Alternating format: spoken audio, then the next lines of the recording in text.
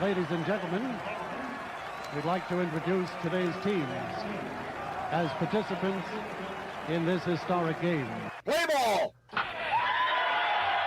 seats, hey, buddy? He missed the tag! He missed the tag! He missed the tag!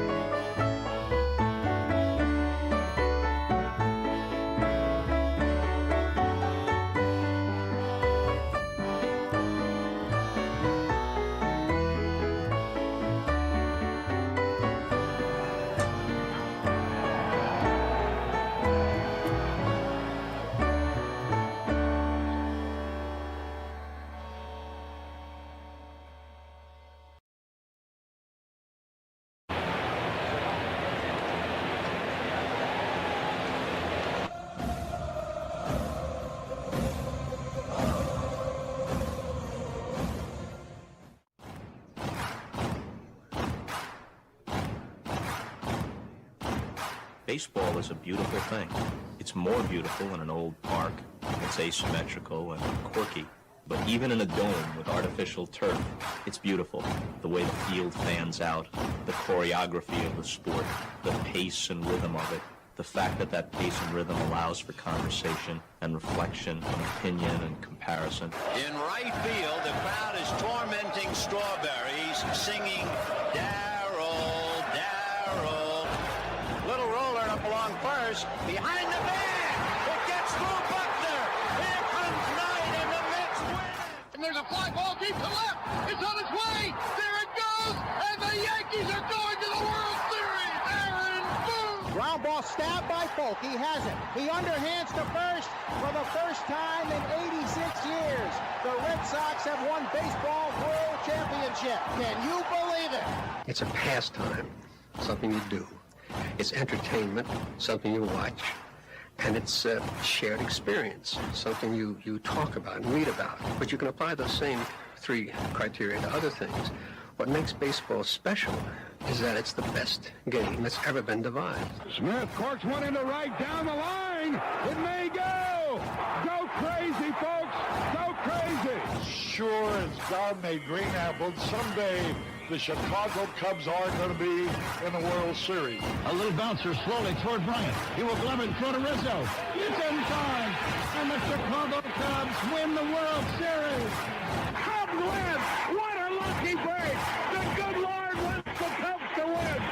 How can you not be romantic about baseball? There's a very peaceful thing. It was created and played in pastures and meadows. There's grass, there's outdoors, there's everything that people thought was American and feel about America. You get in a ballpark, and it's the wonder of walking through that dark tunnel and seeing a huge open space where men play the little boy's game.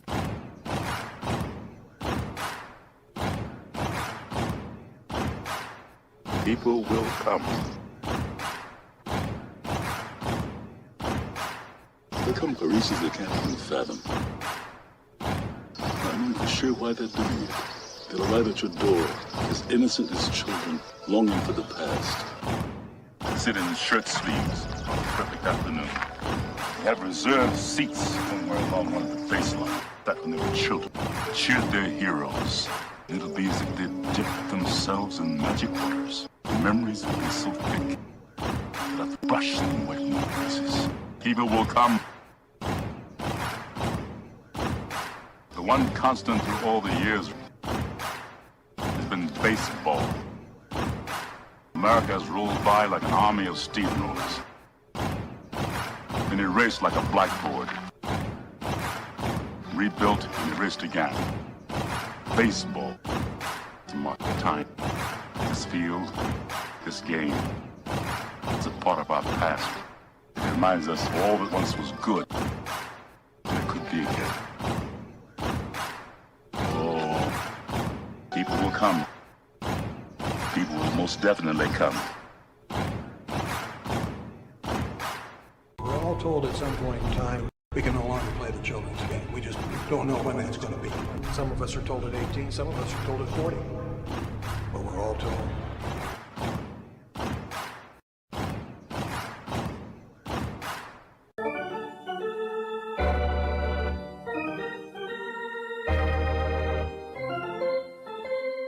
I believe in the Church of Baseball. I've tried all the major religions and most of the minor ones. I know things. For instance, there are 108 beads in a Catholic rosary, and there are 108 stitches in a baseball. I prefer metaphysics to theology.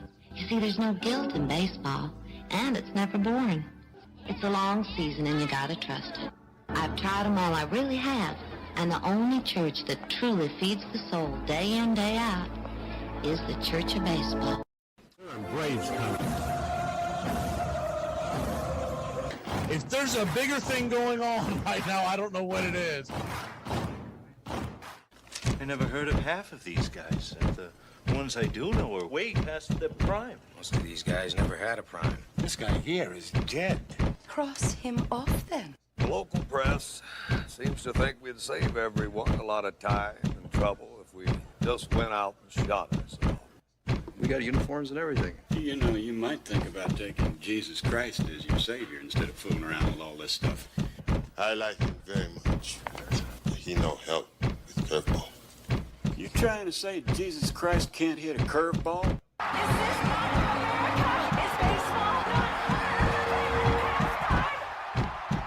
But I'll tell you, these fans are great. Listen to them. Hey, way to go, Rick. Oliver Ohio loves you. Come on, baby. Come on, Ricky. Come on, Ricky.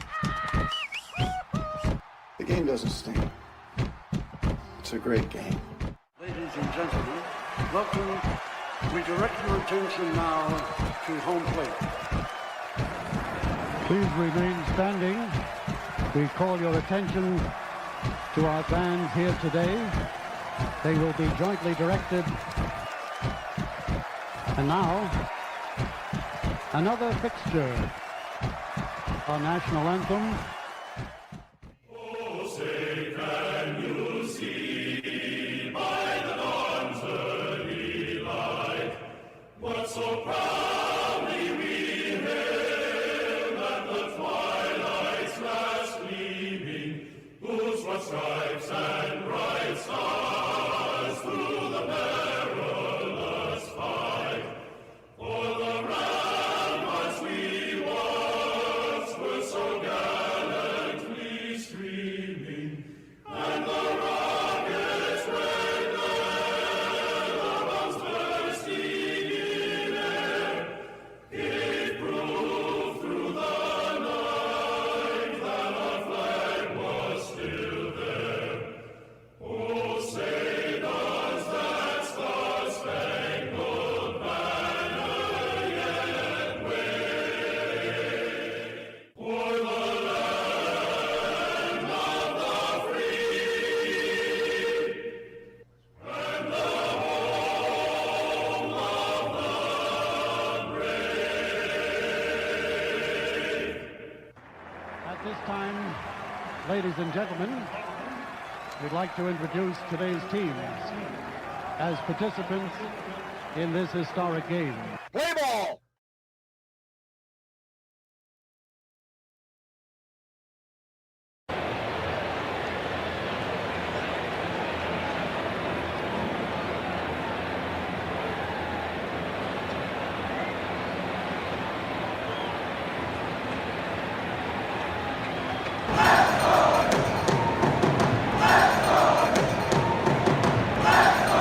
Welcome back in, BCR Nation. We got the Yankees and Orioles tonight after the disappointing ending to the Braves-Twins game. But, hey, look at the bright side. You're not emotionally connected to this game if you're a Braves fan. So we'll check in a little baseball action. And it's a big game in the American League. It's Will Warren versus Bassett. Leading off for the New York Yankees will be Trent Grisham in center, Rice the designated hitter, followed by Garcia at first, Ramos in left, Chisholm at second, Jones is batting sixth and in right, McMahon is at third, Lombard Jr. is the shortstop batting eighth, and Wells is behind the plate. We saw in the Yankee series versus the Braves, Wells is very good behind the plate at the ABS Challenge. For the Orioles, it'll be leading off with Holiday and then Pete Alonso, the ex-New York Met. He's the designated hitter tonight. Henderson is at short. Masala is at first. Mayo at third. Beavers in left. Tavares in right. Cowser at center. And Narvaez is behind the plate. Will Warren versus Chris Bassett. Calling balls and strikes tonight behind the plate is Ryan Wills. Your first base umpire, Ryan Addington. Second base will be manned by Jonathan Parr, and down the third baseline, it's Will Little.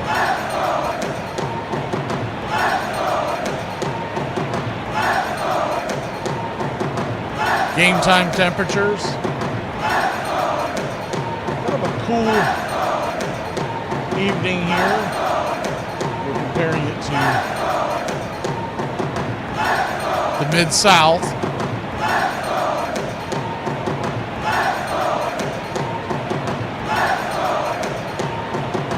Going to be 85 degrees. We're just about set, waiting for the 3D to kick in. And the wind is blowing out to right at about 8 miles an hour. The first pitch on the way.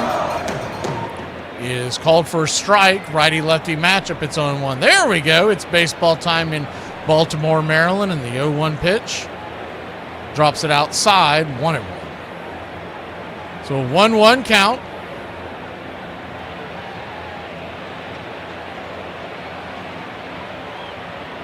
Turns and kicks.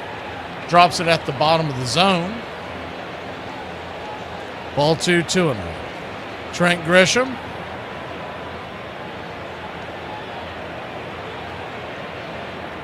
Standing in with 17 home runs on the year.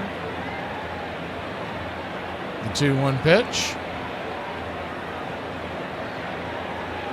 Kicks and fires, and that ball is smoked into right field. Through for a base hit, and the New York Yankees have something cooking here in the top of the first inning. Left to right across the outfield, it's Beavers, Cowser, and Taveras for the Orioles. Round the horn, third to first, Mayo, Henderson, Holiday, and Vassallo. Narvaez is behind the plate. First pitch upstairs, swing and a miss. It's 0-1. Ben Rice on the left side of the plate.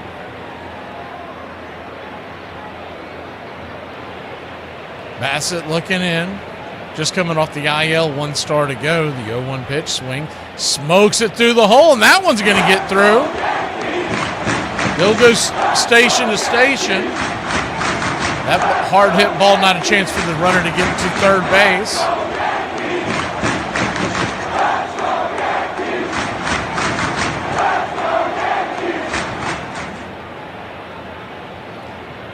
So first and second, nobody out. Good to see you, Raymond and James. Sure others will be coming in here. I think I saw Rebecca earlier. There she is, George Pearson. Carl and Scott. Righty-lefty matchup. First pitch upstairs, misses high and out of the zone. To Luis Garcia Jr. It's 1-0. Garcia came over in the trade from the Washington Nationals. Infield back into the right. Double play depth. The 1-0 pitch. Chop foul down the line. 1-1.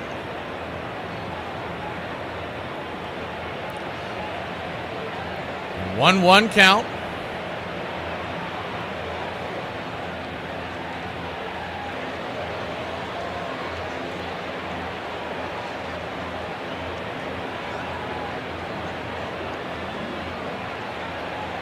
The pitch is high and inside. Ball 2-1. Kind of busts him off the plate a little bit. Yankees nothing. Orioles nothing. Just getting starting.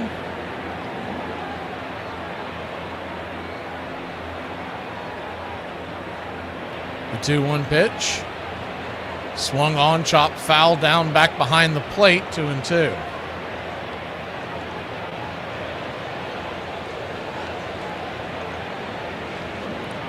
Real quick on the standings so you kind of have an idea. Good to see you, lad, because you have an idea what these two teams are playing for as time is called, stepping out of the box. New York Yankees are 5 games back in the AL East of the Tampa Bay Rays. They're just 2.5 in front of Boston. Boston is playing right now as the 2-2 pitch swing.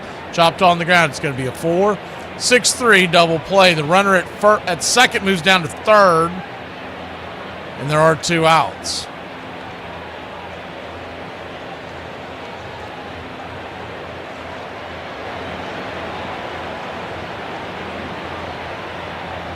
Taylor made double play on that scoop and flip.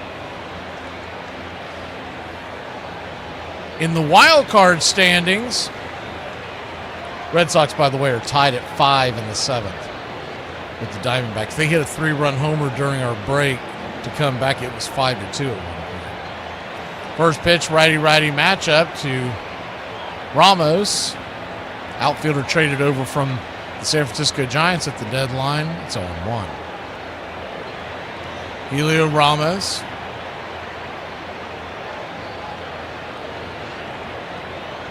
Kicks and fires. Swing. Chopper on the ground towards second. Scoop, flip, 4-3, and that'll end the inning. So the Yankees challenge, but the Orioles keep them off the board. We'll be back in a flash. Bottom of the first, here in Maryland. I've seen a lot of people talking about this, but I'd like to chime in. Black Friday's become an insult.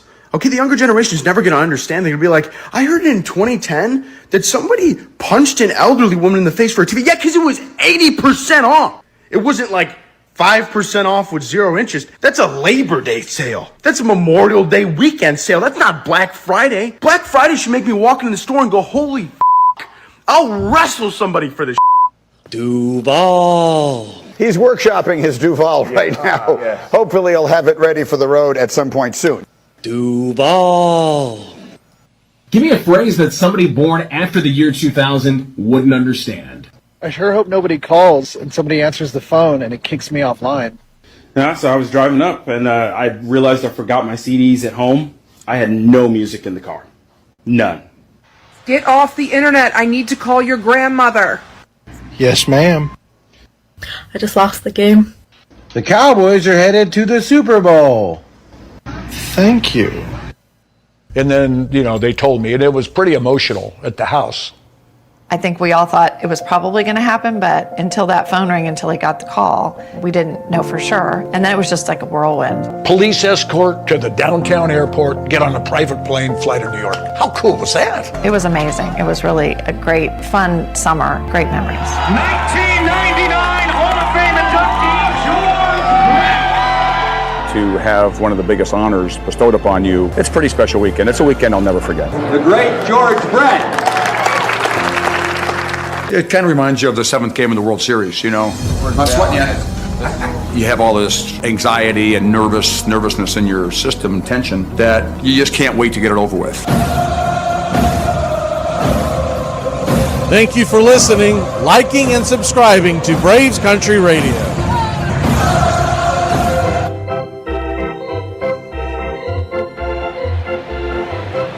Nothing, your score. We go to the bottom of the first. Will Warren has gotten a stay of execution in the New York Yankee rotation. Max Fried went back to the IL, and Warren was supposed to be going to the bullpen. He was originally lined up to pitch on Tuesday. Rodon came off the IL. They were pushing him to the bullpen, and then this bone bruise came up with Max Fried, so he steps back into the starting rotation. Righty-lefty matchup, first pitch right there. P at the knees, sinker. It's 0-1. Warren comes in with a 4.42 ERA. Think of Will Warren, Braves fans, as their Grant Holmes. In a perfect world, they want him in the bullpen. Is the 0-1 outside wide? 1-1. And he's been good in the bullpen. It's just when you go through the lineup a few times, it ends up being a little wonky. The 1-1 count. Just misses. 2-1. Jackson Holliday, the batter. Pete Alonso standing on base. Henderson is in the hole. The 2-1 pitch. Outside wide, 3-1.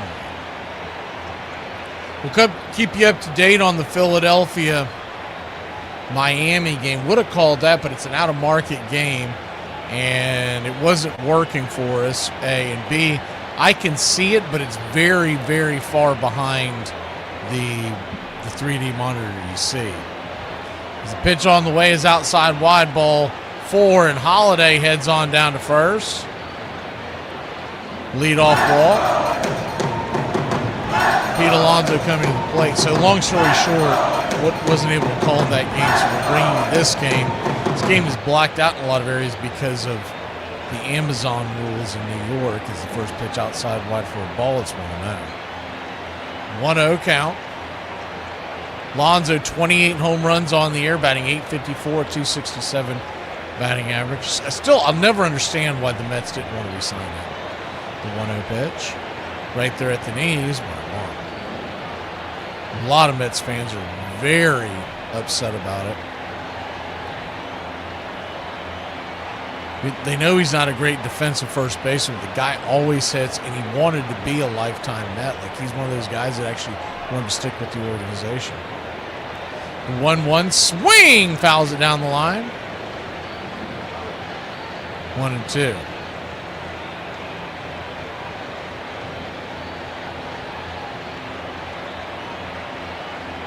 The Baltimore Orioles come into this game a game out of the wild card. They are a game behind Minnesota and Texas is the 1-2 pitch in the dirt, 2-2. Toronto is a half game behind Texas and Minnesota. Cleveland a game back there in action tonight. And Baltimore a game back. Detroit a game and a half. They lost to Pittsburgh earlier. Seattle's 3 out, and then you can put the rest of them to bed. So it's a really jumbled mess in the American League wild card, the 2-2. Upstairs, caught looking, strike 3. He wants to challenge us. It looked like it hit the top of the zone, but we'll have to see.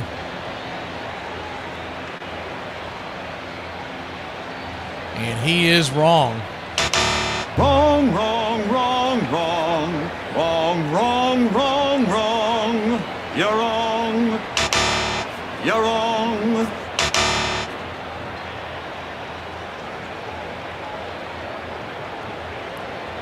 So one of the challenges for Baltimore already gone. And Henderson will be coming to the plate.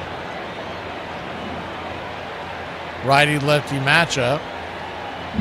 So we get the 3D synced up again. I don't know why it does that during the break, but it jumps in some of these. I'm used to it jumping on the Braves, and I try to go back on it, but I didn't expect it to jump on the Baltimore cast.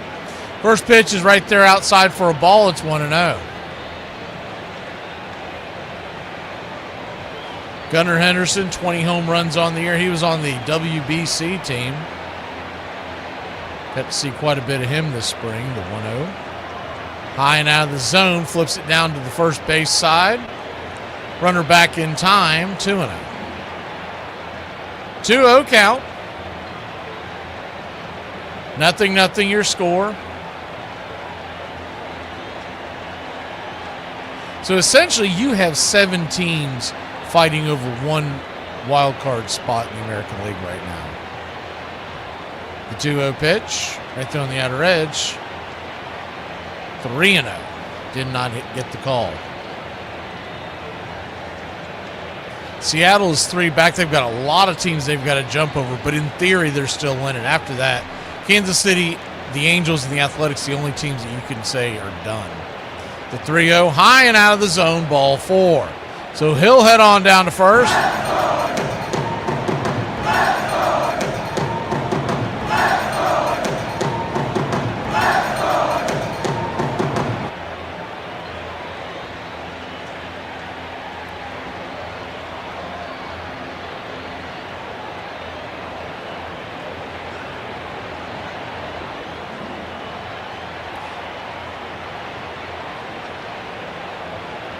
First and second, 1 out. They'll be setting up for the double play. And the first pitch upstairs.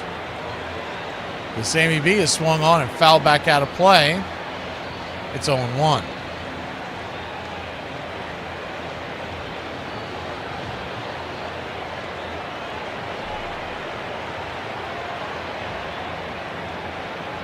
Samuel Basayo batting .241 on the year. 16 home runs, the 0-1 pitch, swing and a miss, it's 0-2.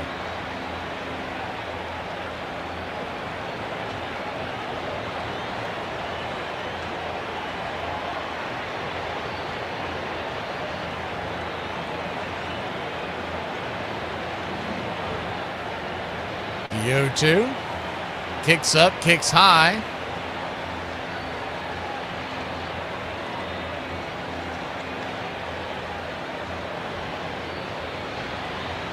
Infield playing back and to the right.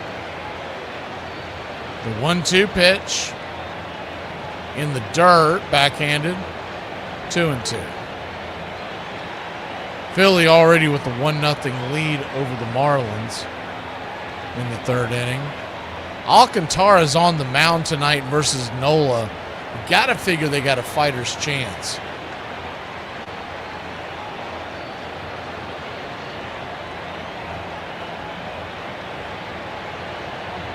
2-2. Will Warren trying to work out of trouble here. He's already thrown 18 pitches. And the 2-2 pitch. Inside. You got to challenge that one. I'm surprised he didn't. Man, that should have been strike 3. Wells was really good when we saw him against the Braves on the challenge. He did not challenge that one. In fact, they're lighting that up on the screen on both broadcasts, pointing out the error of his ways.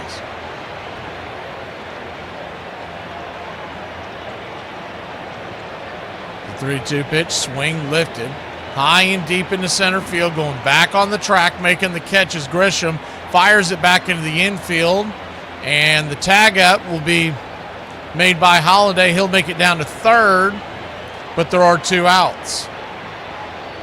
So we'll see if that non-challenge comes back to bite him.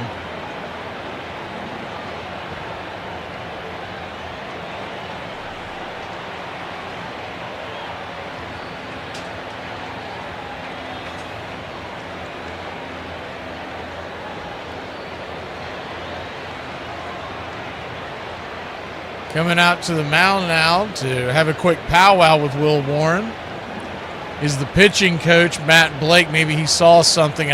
They could be going over strategy. Mayo coming to the plate. Beavers is on deck.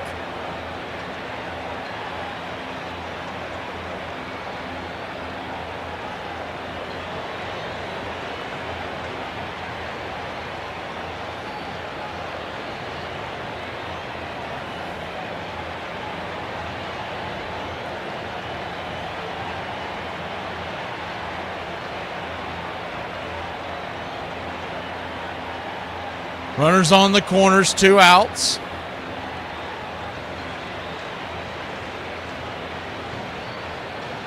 Kobe Mayo in a righty-righty matchup. 20 pitchers here for Warren. And the first one to Mayo is just a little bit off the plate. It's 1-0.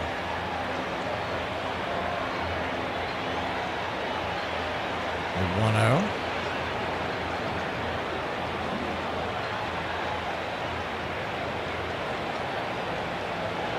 Takes and fires.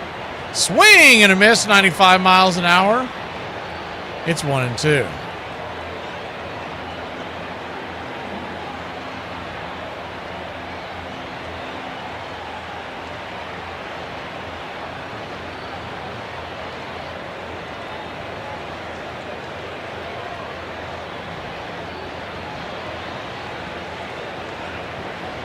Yankees nothing, Orioles nothing. 1-1 pitch. Runner goes. Here comes the throw to second. They will not get him, and the runner from third comes home, and the Yankees just got outsmarted is what that came down to. They're going to see if they're going to challenge this. But that was a good old-fashioned delayed steal from third. Right now it's 1-0 Baltimore.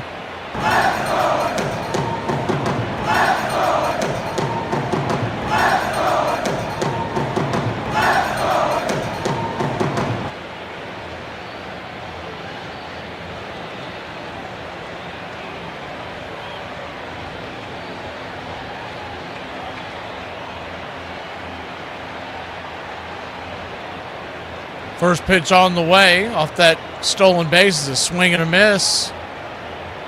And it's 2-2.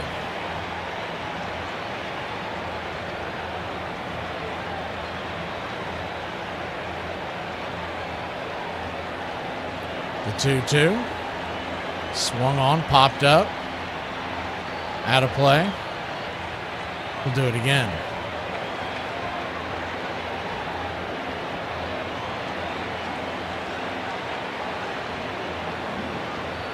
Two count.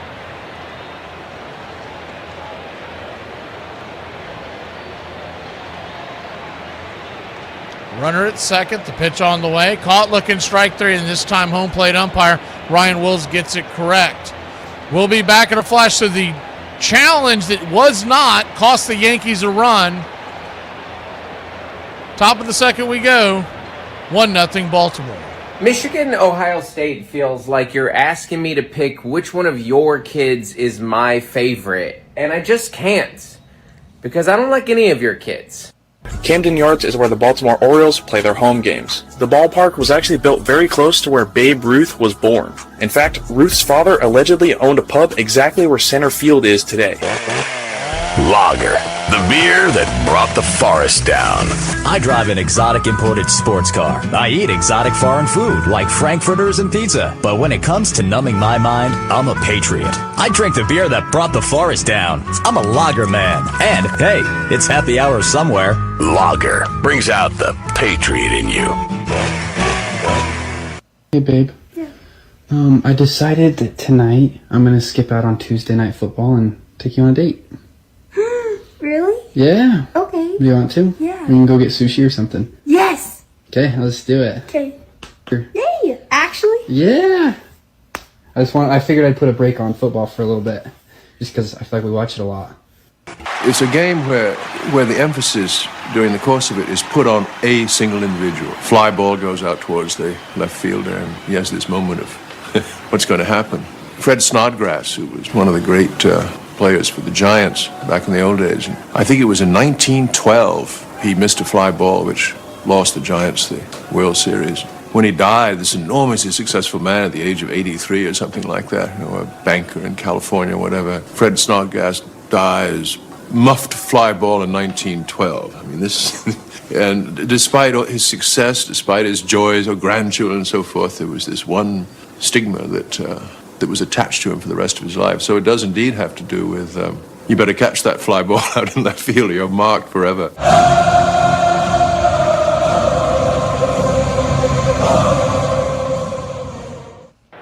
We are back, top of the second inning. Good to see you. I know your real name. Good to see you, Chef Antoine Kareem. A lot of y'all wouldn't know who that is, but it was one of my idols when I was coming up in the culinary business. Righty-lefty matchup. Jazz Chisholm at the plate. First pitch, swing and a miss. It's 0-1.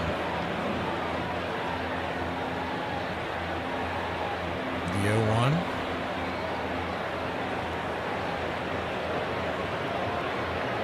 Kicks and fires.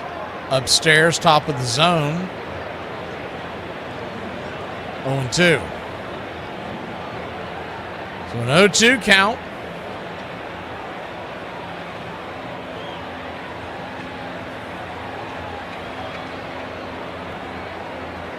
Turns and kicks.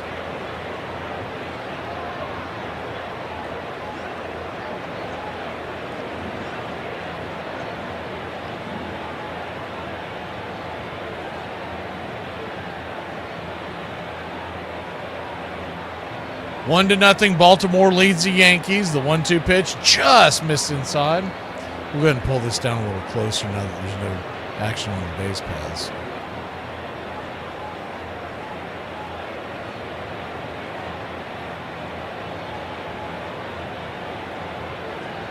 Baltimore 1, Yankees nothing. Jazz Chisholm. He'll be followed by Jones and McMahon. Where are you nowadays, Chef? A 2-2. I worked with them up in New York City. The 2-2 pitch. Up and in. Ball 3-2.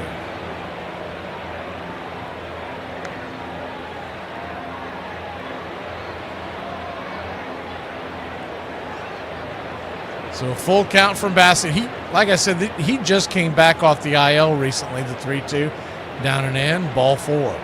He'll head on down to first, and the Yankees have one on. Nobody out to start the inning.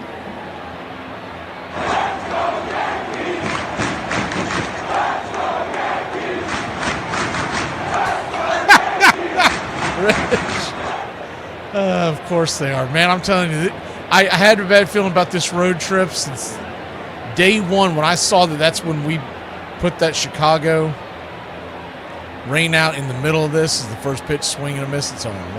And I think that they talked about it so much. I'm talking about Weiss, and I'm not talking about the players, I'm talking about Weiss and whatnot, that I think it had an effect on the team, like it's an impending doom. Because you've heard a lot of them mention this road trip that I don't know if I've ever heard it before like that. I know we've talked about it, but hell, I know they're not listening to us. So I'm like, I'm not blaming us. I'm not blaming me. I know that much. The 0-1 misses outside wide, 1-1.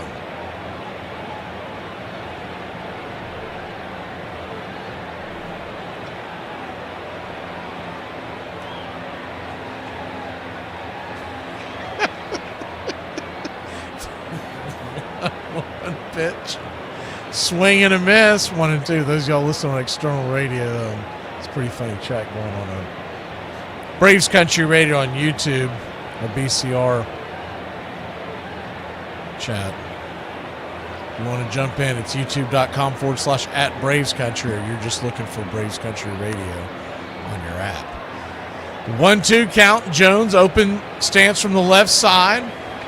Kicks and fires, swing, chopper through the hole. About a 4 bouncer, but it found its way through, and the Yankees are going to have runners on the corners.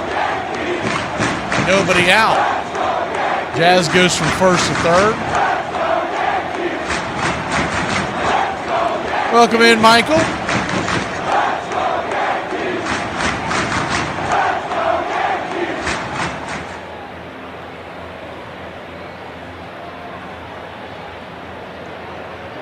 So runners on the corners and nobody out.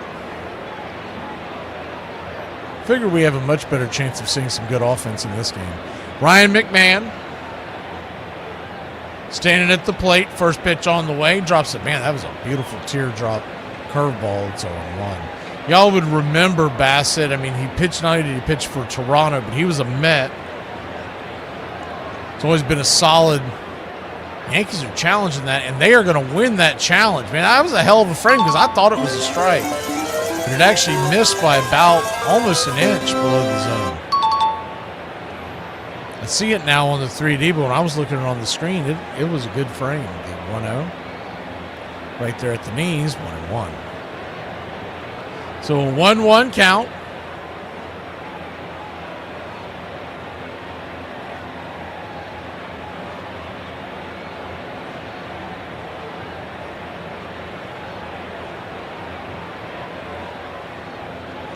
Pitch on the way, swing. That ball is roped into right field. That's down for a base hit, and that's going to score a run. It's going to tie up the game, and the throw comes into second base, and it looks like he got caught with his hand in the cookie jar. Came off the base, he's holding his hand. See what's going on here. As McMahon, is he okay? He's jogging off now. He's still flexing that. Looks like the left hand.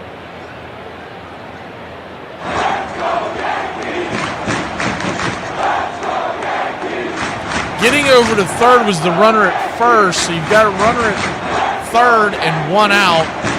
George Lombard Jr. coming to the...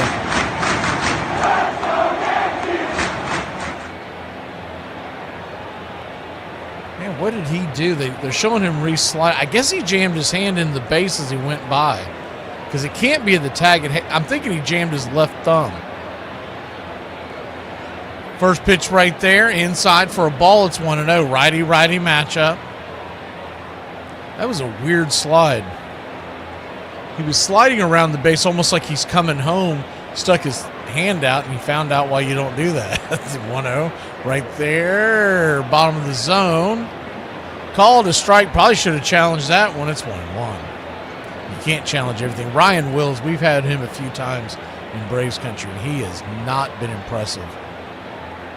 It's the easiest way I can say that without offending all. The 1-1. Swing lifted. High and deep into right field. This should score the run. Up against the warning track, making the catch for a loud out number 2. But on the play, the RBI will go to Lombard. George Lombard Jr.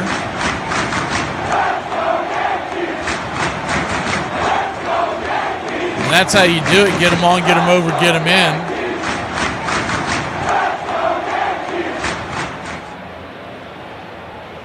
the Yankees have jumped back out on top 2-1.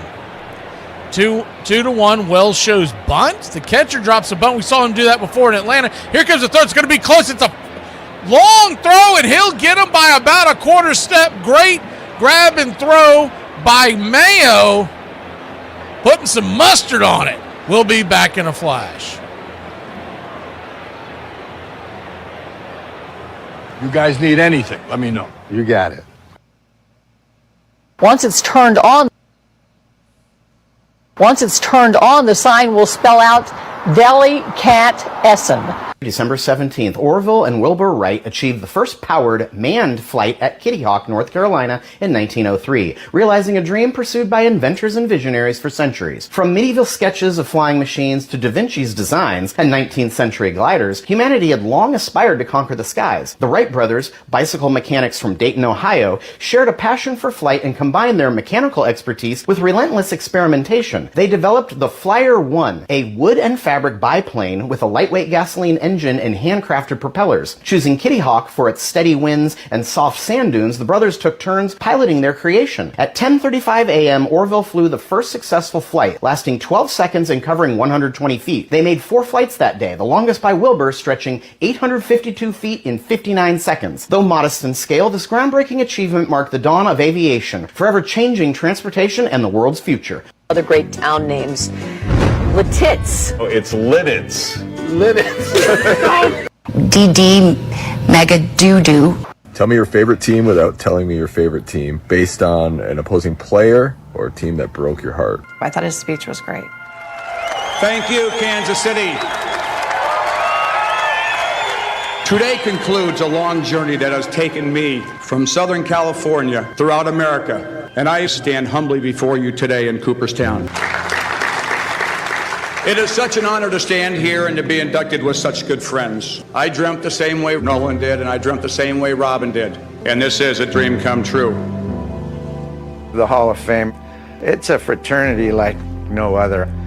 It's like being in the clubhouse again. You just don't play the game. Just won $1 million jackpot from a scratch-off where he bought the winning ticket.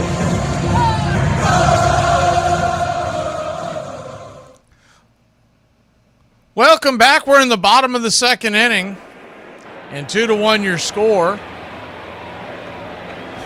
He's been getting yelled at.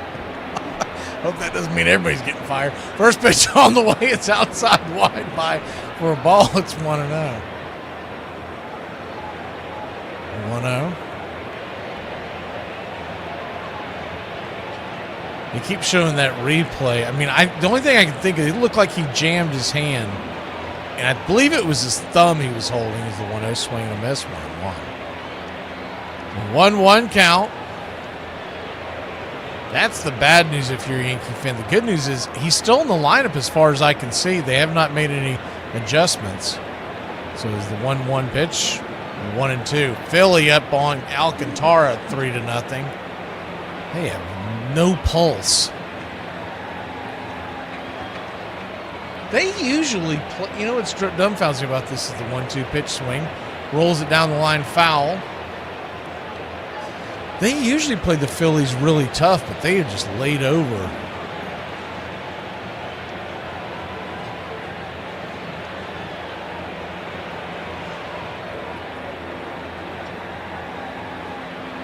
Nothing in the top of the third. Cleveland Guardians over Giants. The 1-2 pitch in the dirt, 2-2. The 2-2 count. We thought about doing Cleveland, but if they weren't playing a team that's so far out of it like the Giants, I probably would have went to that game because I know we got a lot of Cleveland fans here that like the Braves as well, and Parker Messick's on the mound for the Guardians, but man, the Giants have just been so bad. The 2-2. Inside, caught, looking, strike 3, punched him out on the inside track, and there's one away.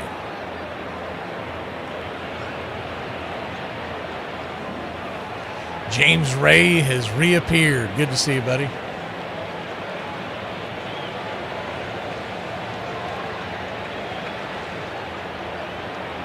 First pitch on the way is a drop bunt here, and what the? Ooh, I don't know if I've ever seen that before. McMahon, man, he shouldn't have got out of bed today. He comes in to barehand the ball to throw it to third, and he trips over the pitcher who got down to get out of his way. He trips over him, and it looked like a scene from the Keystone Cops. I actually don't even know if he made contact with him, but he was making sure he didn't make contact with him.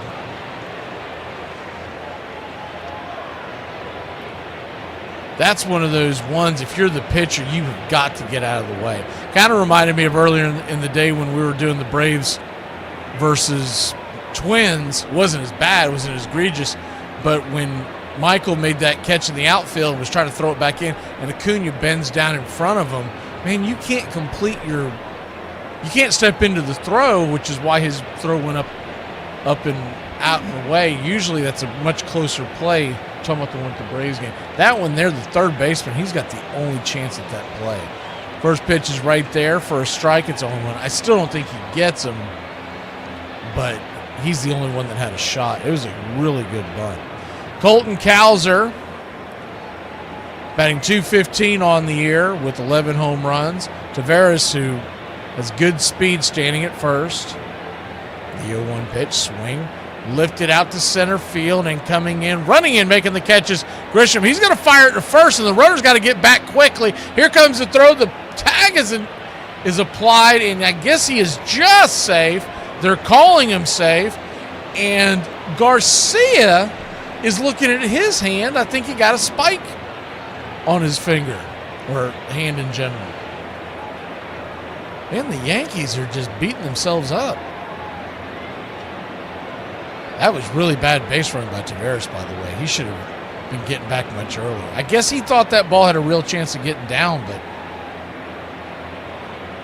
man, was that close. He got him on the back leg, but the spike, I think, got his throwing hand, but the glove hand got him on the back leg, but it looked like Taveras was just in time.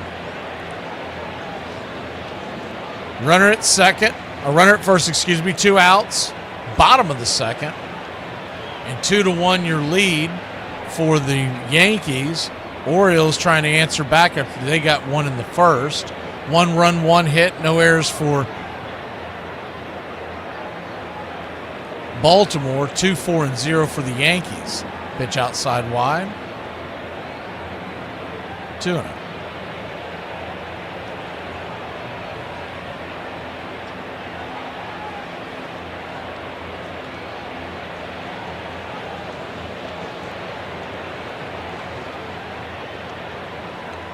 The 2-0, swing and a miss, 2-1.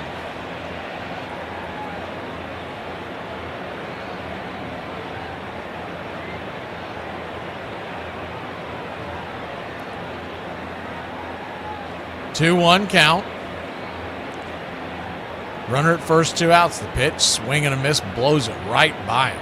2-2. Warren, who, if you were here with us for the first inning, they shouldn't have any runs on the board. If they would have challenged that 1 strike call, they would have been well out of that inning before the double steal stole a run. But if you're Wells, man, you cannot get tricked by that. Unless you've got him dead to rights, you have got to either fake the throw or do the old-fashioned. I don't see it much anymore, but they used to do a thing where the pitcher would crouch down and the catcher would fire it to the pitcher. Obviously not very hard because you don't want to blow him away, but to try to deke the runner into the heading. Looks like we got a bit of a pitch comm device issue. So we're getting that straightened out.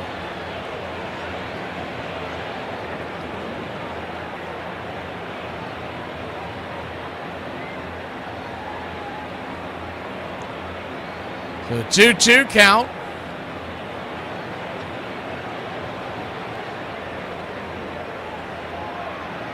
The NL equivalent of the Yankees. When you're talking about championships, you're talking about the Braves or the Cardinals. The 2-2. Swing and a miss, strike 3, and that'll end the inning. Yankees get out of it. We go to the top of the third, 2-1 your score. Back in a flash. I ain't riding with nobody that think that the AC burn gas. Stop it. December 19th, Poor Richard's Almanac was first published in 1732. Writing under the pseudonym Richard Saunders, Benjamin Franklin chose the pen name, inspired by the humorously humble and fictitious Poor Richard, to connect with everyday readers. An almanac was a yearly publication providing weather forecasts, planting schedules, astrological information, and advice for daily living. Franklin's almanac stood out for its witty proverbs and practical wisdom, like early to bed and early to rise makes a man healthy, wealthy, and wise, and a penny saved is a penny earned. Poor Richard's Almanac was an instant success, selling tens of thousands of copies annually and becoming one of the most popular publications in colonial America. Franklin published it for 25 years till 1758, earning substantial profits that made him wealthy. By age 42, the polymath Franklin was able to retire from this printing business, devoting his time and passion to science, public service, and diplomacy. The almanac's humor and timeless wisdom cemented Franklin's reputation as a man of wit and practicality, leaving a legacy that remains celebrated today. You could put 5 or 6 old Hall of Famers together and we could talk for 5 hours, 6 hours. You know, you can give us a few beers and, you know, you could double that. We all ate together in the plaque room. The feeling inside, you get your heart pumping a little bit. You really sense how special it is to be a Hall of Famer. It's really a respect that you have and that ties you together, because you know the effort that it takes, the commitment that it takes to be an elite player. And I think it's really cool to say that George Brett is my friend. It's definitely been a life changer. It's given me so many thrills to be able to go to Cooperstown now and call these guys my friends. You know, that's the best part about it. My new dog ate a whole bag full of Scrabble tiles. We got word, took him to the vet. No word yet. Welcome back.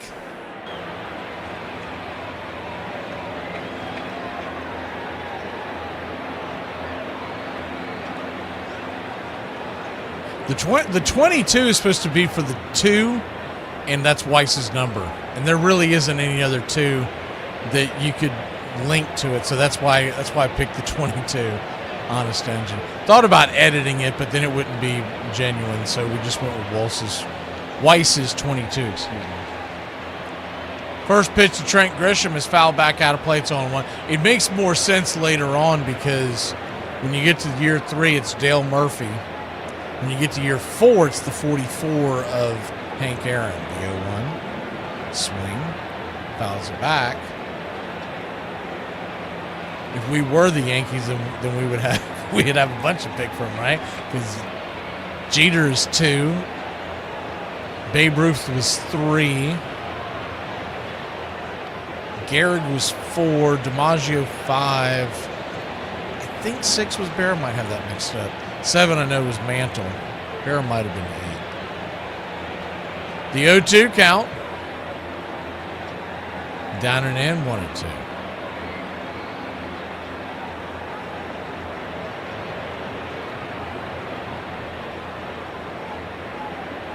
Yeah, I tried to link it to something, and I was like, man, we just haven't had a 2. I was like, well, Walt Weiss is 22. So the 1-2. High and out of the zone. 2-2. I ought to change the year 1 to that clip that we play when we look at the scoreboard, and there's 1 GD hit. The 2-2 count. Swing, pops it back, foul. That's right, Spaceman. See, a lot of the folks that don't know the history of the game, they look at the Braves having 4 titles, but they have 16 because before they invented the World Series, they already had 12. So they were the standard before the Yankees ever arrived. The 2-2 fouls it away. But any way you look at it, they have 22 pennants. That's not nothing. But 12 of those, you couldn't go any further. You won the pennant. The season was over. The 2-2. Swing, chopper on the ground over to second. It's going to be a 4-3 put out underhanded scoop. And one away here in the top of the third. Yankees lead it 2-1. They didn't invent the American League until the Braves franchise had been around for almost 30 years. So it's kind of like the equivalent of someone trying to poo-poo on Green Bay being a title town when they won all the NFL titles before they did the merger. It's very similar to that. First pitch is outside wide to Ben Rice. Taken for a ball. It's 1-0. Yeah, I saw that, Charlie, but half the people wouldn't know who the hell Marcus Charles was. The 1-0. Outside wide, ball 2-2. Or they'd have a pushback. I hate him. He's not any good. I was like, we'll just do Weiss. And if he gets fired, by the time he gets fired, most of us will be out of the 22. 2-0.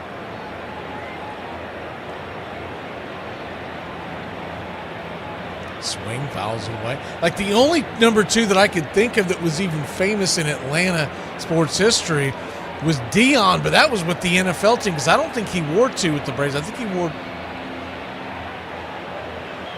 Anyways, he wasn't good enough to didn't have a long enough career with the Braves to warrant anything. The 2-1 pitch, outside wide.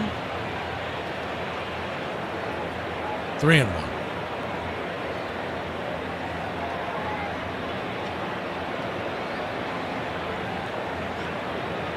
I'm looking at it. Oh, it's 24. That's right. It was a weird number. I still don't get that one. The 3-1 count. Inside. Full count. Because he was 2 in college. I don't think he wore 2 in the NFL, now that I think about it. The payoff pitch. Swing, slaps it foul. Which I always thought was a huge marketing mistake because not many people have worn 2, especially in the NFL, that have been any good. And it would have been more iconic than wearing 21. Infield playing back and to the right.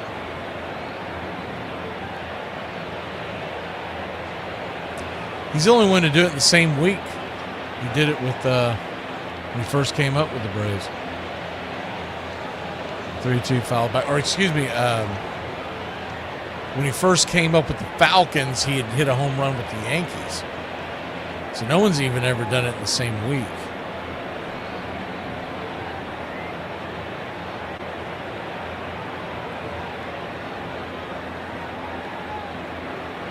The payoff pitch. Swing. That ball is cranked. And I don't think she's coming back. Ben Rice cooking.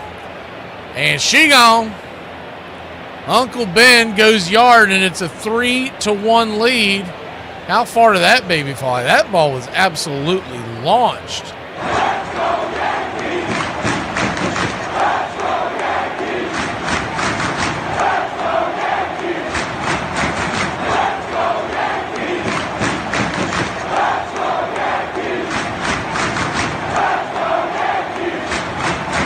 Let's go Yankees! Let's go Yankees! 431 feet.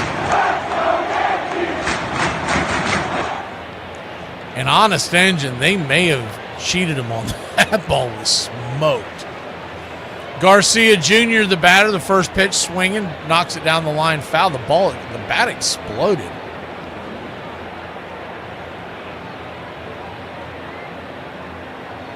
Man, that ball smashed in half.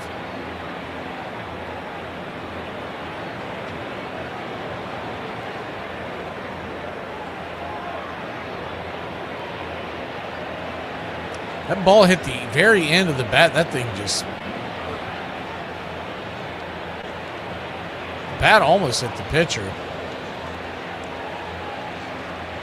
Only reason why that would be a bad thing is if you had a Sammy Sosa situation where cork just comes flying out. You're like, uh-oh!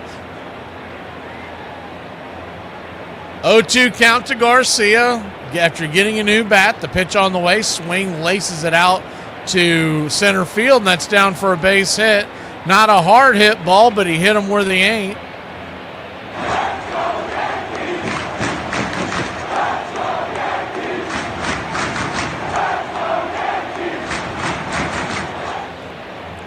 curveball. That thing was off and out of the zone, and somehow Garcia hooked it over the infield. That pitch must have been 3 inches off the plate. It was a curveball, and he just happened to hook it and get it over the infield.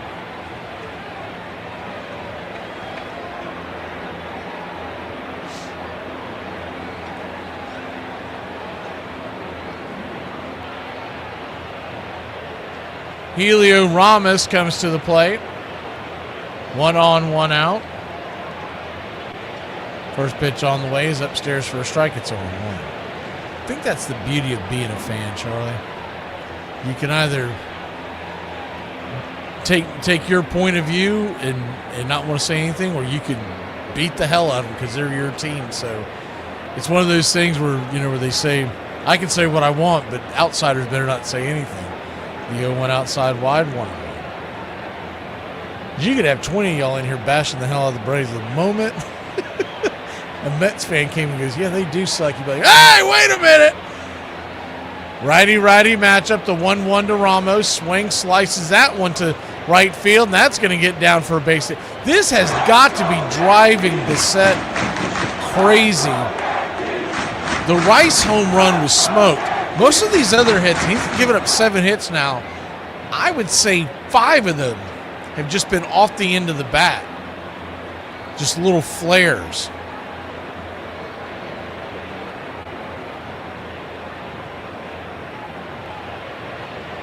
I don't know what that's a euphemism for, Rich.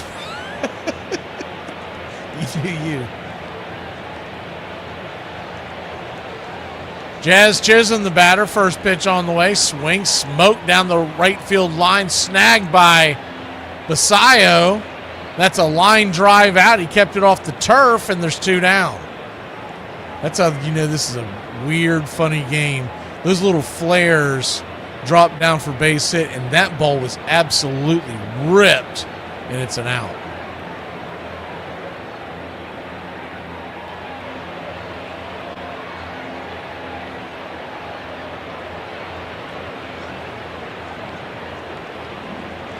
Righty-lefty matchup. First pitch upstairs to Spencer Jones. Misses for a ball. It's 1-0.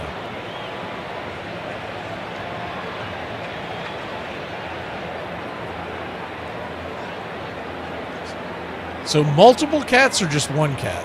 That's what I'm a little confused about. Is the 1-0 swing and a miss? 1-1. I'll say this, if you're out walking a cat on a leash, you don't have to worry about any of your neighbors ever bothering you about anything ever. They'll be like, that dude's nuts. That's the best security system you can have. The 1-1 pitch, swing and a miss, 1-2.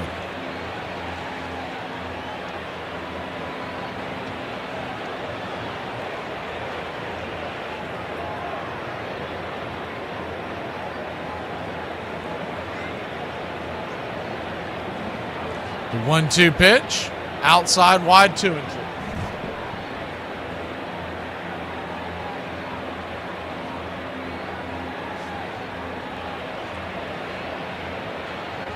Okay, so it's just one cat. For some reason, I thought I saw 2 names that you put up there. So I thought it was I thought you had a whole herd. Is that what they're called? The 2-2 swing and a miss, strike 3, and that'll end the inning. We'll go to the bottom of the 3rd. Yankees on top, 3-1. I got to cut the AC back on and get the storms have passed. What are you putting on makeup? When you find the pumps to match your skirt. Get out in the gym and start warming up. Let's go. Here are some baseball facts that you might not have known. Kevin Youkilis is known for having a very interesting batting stance. He's also known for working a lot of walks and having a great mindset at the plate. Over his 10-year career, he had 297 plate appearances that went to a 3-0 count, and every single time he didn't swing the bat. Francisco Liriano, in 2012 he signed a deal with the Pirates, but the contract was quickly voided. This is because he broke his arm trying to scare his kids on Christmas, but the deal went through a few months later. Armchair. John McGraw's New York Giants had never really recovered from the Merkle boner, the base-running error that cost them the pennant in 1908. Though they remained a perennial National League power with superb pitchers like Christy Mathewson and Rube Marquard, and won the pennant in 1911. they couldn't seem to win a World Series. Then, in 1912, after dominating the league throughout the season, they faced one of the greatest of all Boston Red Sox teams in the World Series. The Red Sox had won 105 games, an American League record, and their intimidating lineup included Harry Hooper, Tris Speaker, and a dazzling fastball pitcher named Smokey Joe Wood.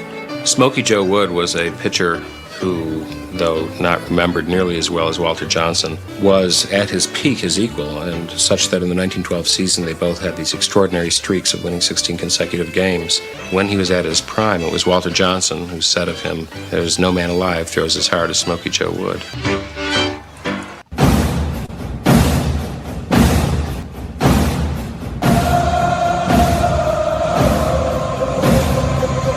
Welcome back.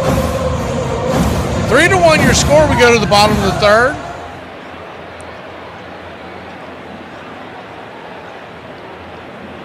Yankees lead the Orioles. 1 run, 1 hit, no errors for Baltimore. 3 runs, 7 hits, no errors for the New York Yankees.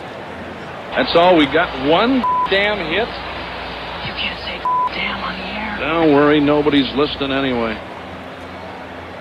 Leading off for the Baltimore Orioles will be Jackson Holliday back to the top of the order. He'll be followed by Alonso and Henderson in a 2-run ball game. Just getting warmed up here, top of the third inning. First pitch upstairs.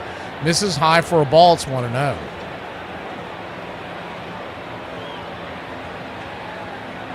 1-0. Turns and kicks. Swing. Slaps it back foul. 1-1.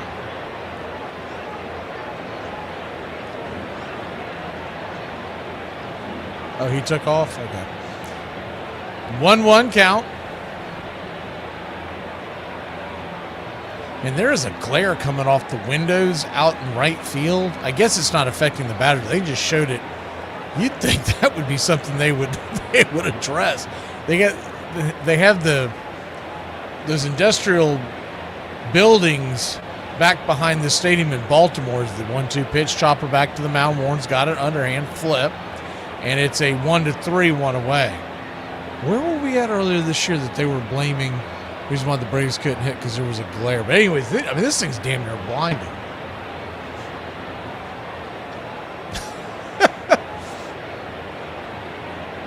I don't know if I've ever met an Atlanta Hawks fan out in the wild space, man. Have you found the girl that's a Hawks fan that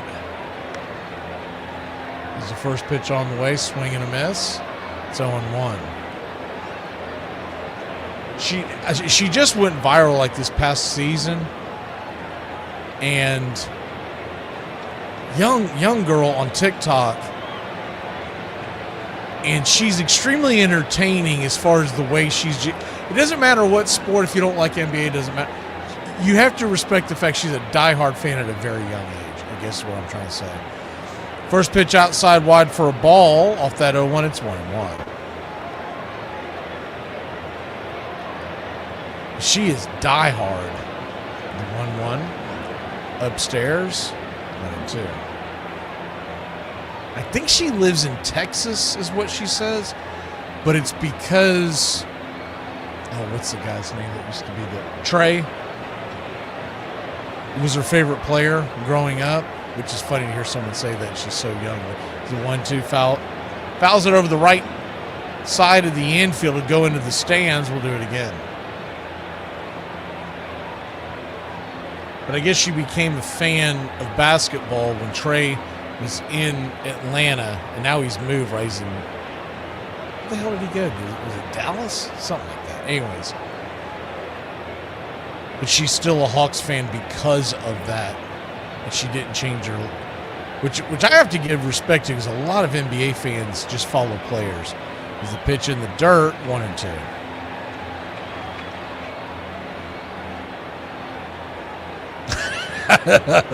Uncle Charlie showing his age right there. Spud Webb. I was always a Dominique fan. I love watching Dominique play. The 2-2 inside, 3-2. As long as he was in Atlanta, he bounced around other places afterwards. didn't follow him, but when he was in Atlanta. The payoff pitch. Swing lifted high and deep into right field, and that ball's gone. Zip, boom, bam, and all that stuff. Pete Alonso, the polar bear, goes yard, and it's a one-run game.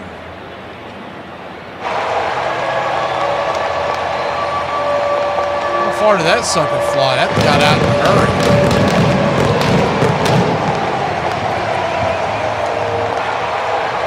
.423, they're calling it.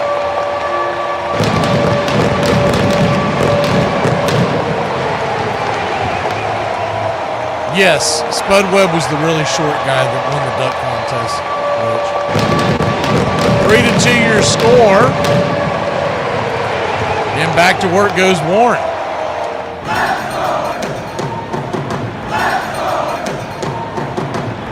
Three to 2. First pitch misses inside for a ball. It's 1-0. 1-0.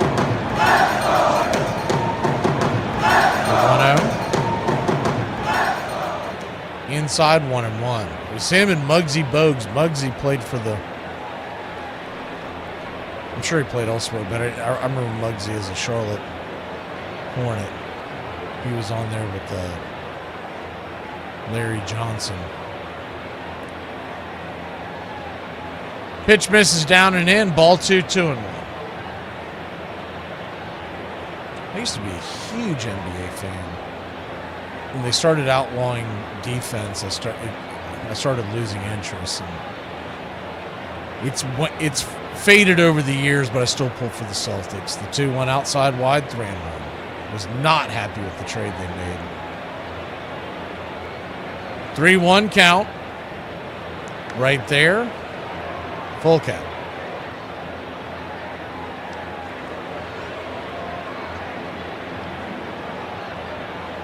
Bottom of the third, 3-2 your score. Will Warren. High pitch count. As the 3-2's fouled down the line.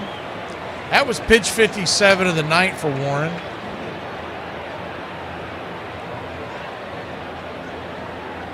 Yes, Grandmama. I was sitting here trying to think of what his nickname was. He would dress up. He was basically doing a Tyler Perry before Tyler Perry was Tyler Perry. The payoff pitch. Swing, slaps it back foul.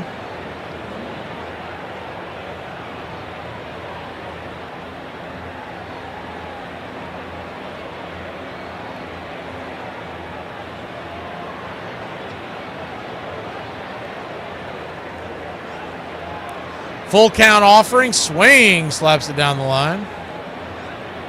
Warren with 4 strikeouts, but it's going to be hard to get through 5 if he keeps this pitch count up.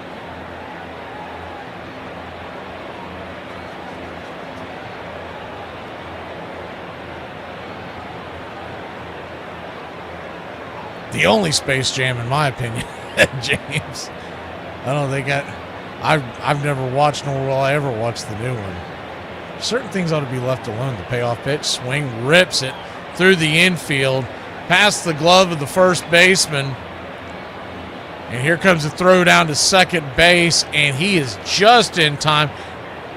Henderson with the 1-out double after a long at bat.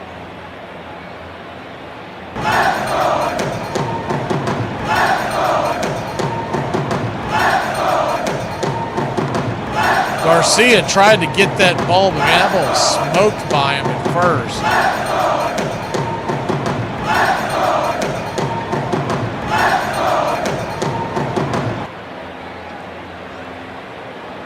So that'll bring Basayo to the plate, righty-lefty. First pitch, swing and a miss upstairs. It's 0-1. Yankees clinging to a 1-run lead. 3-2 your score, bottom of the third.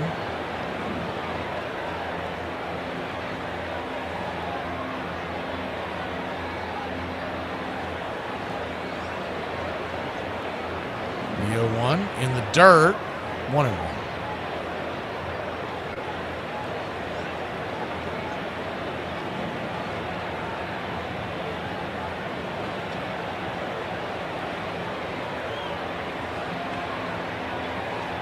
Update on your scoreboard. The Red Sox lost the game to the Diamondbacks in 10 innings. White Sox blanked the Cubs 3-0.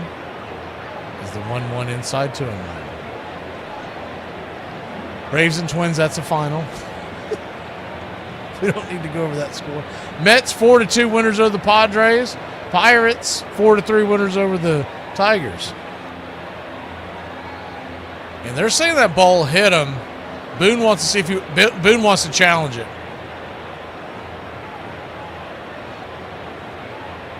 Yeah, that ball didn't hit him.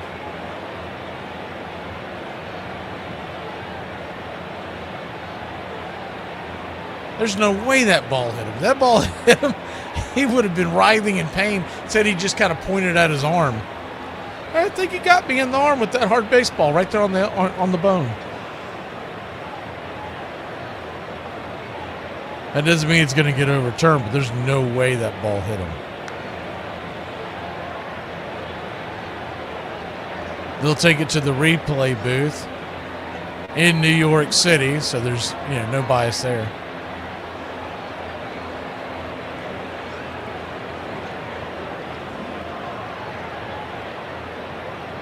They're building all these data centers all over the country. Why can't we have a replay booth in Montana where there's no baseball teams?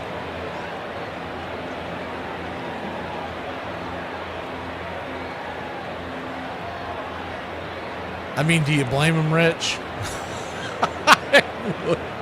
I would. I wouldn't want to eat in Chicago. Although Minneapolis isn't much better, but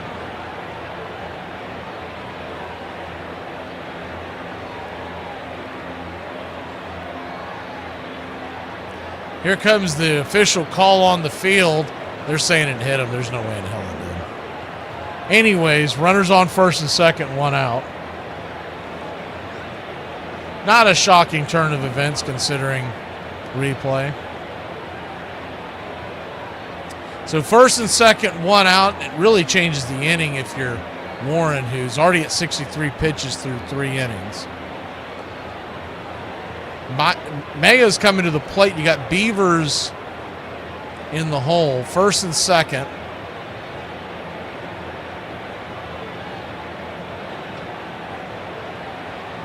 Righty-righty matchup. First pitch right there. Outer edge for a strike. It's 0-1.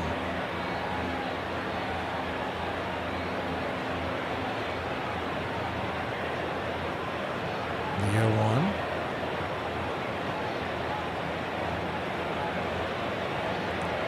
Kicks and fires. Swing. Fouls it back. 0-2.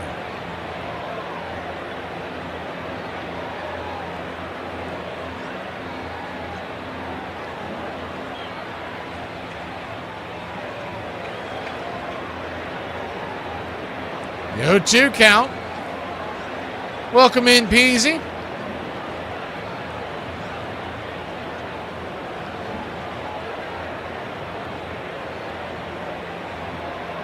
Yeah, I saw that earlier, Chop.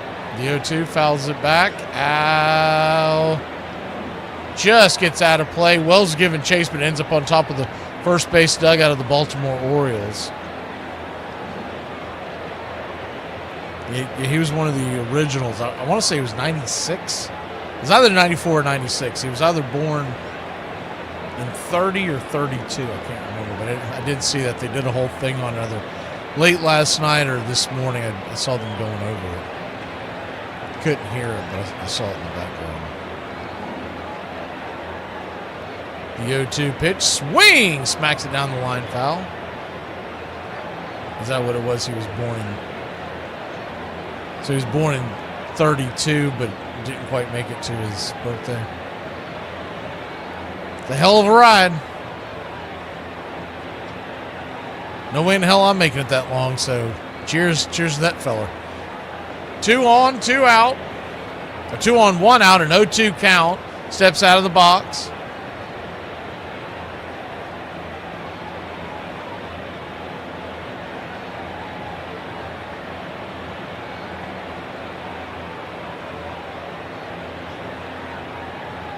Colby Mayo.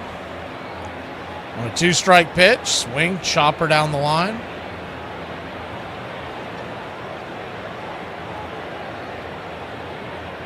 I felt fortunate to see 39. 93. That's Kooky Duke's talk.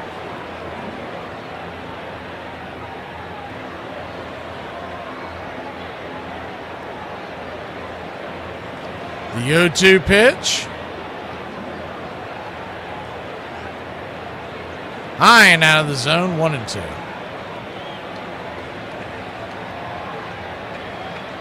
I don't think I'd want to see 93 if I'm being honest. I mean, what's working at that point? Is it going to be a... Y'all think I'm a pain in the rear now. Imagine me calling a game at 93. 1-2 swing and a miss. Strike 3 in the dirt, 2 down.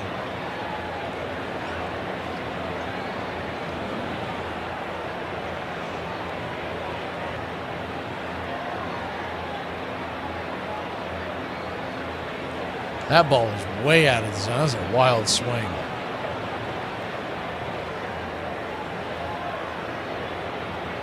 That'll bring Dylan Beavers to the plate. 0 for 1 on the day with a strikeout. Batting .236 with 3 homers. 24 RBI. Righty, lefty. Pitch 71 for Warren. So like I said, he's really laboring out there, the first pitch. Outside wide, it's 0-1. He does have 5 strikeouts, but it has taken him a long time to get there.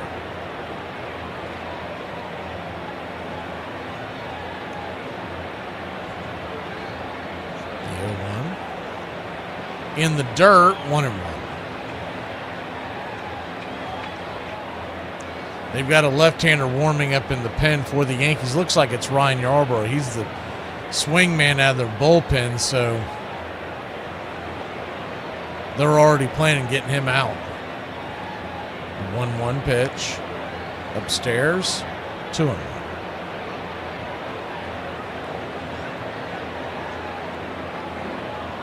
Is Wells challenging that?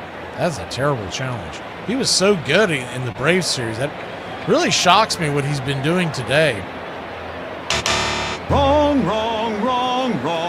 Challenged that one that he never should. It's 2 inches out of the zone. You're wrong. And he didn't challenge one he should have much earlier that cost him the 2-1 pitch swing. Lifted out to right. Making the catch is Jones, and that'll end the inning. So a long inning number 3. We go to the 4th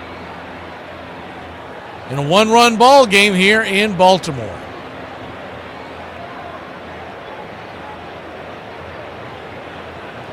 And I'm not drinking no more, gang. That Don Julio had me bringing a home, and I already had a there. Phone them, I'll put out right now. Out of nowhere in my family group chat just now, my dad texted how to watch Mad Men, and one of my sisters was like, I don't know, Dad, I'll check what streaming platforms it's on. And he just goes, oh, my bad, I thought I was typing into Google search. My parents are gonna get scammed by AI so hard. Yeah, when I get really angry, I laugh it off like this. See? That'll never work. That's dumb. After the war, the Red Sox often approached greatness, but never attained their ultimate goal of winning the World Series. They won the pennant in '46, but lost the series to the Cardinals in 7 games. In '48, the Indians beat them in a playoff, and in '49, they fell to the rival Yanks on the last day of the season. Poet Donald Hall.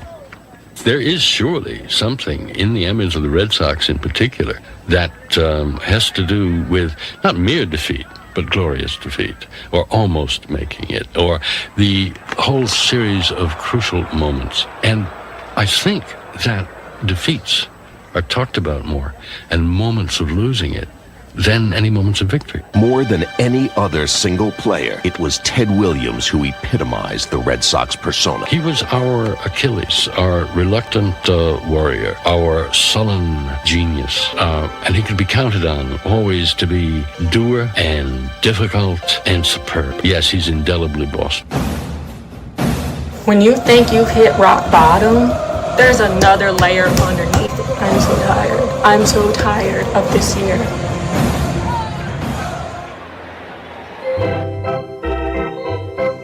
Welcome back. Welcome in, Stephanie.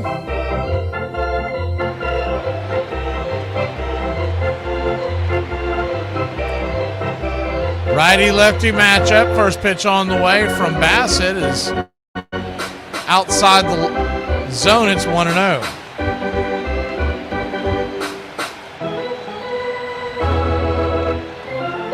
Three to 2 your score. Yankees lead the Orioles. Top of the fourth. Bassett. Pitch number 59 incoming.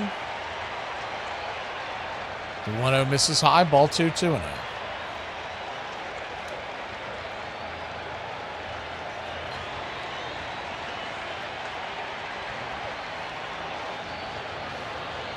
The 2-0.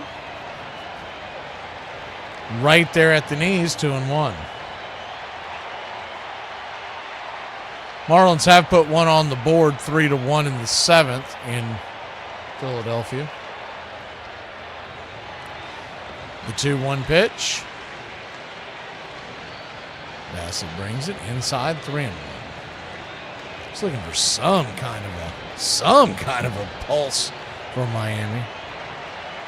Weren't we told earlier in the year they were really going to make a run? Same old, same old. The 3-1 count.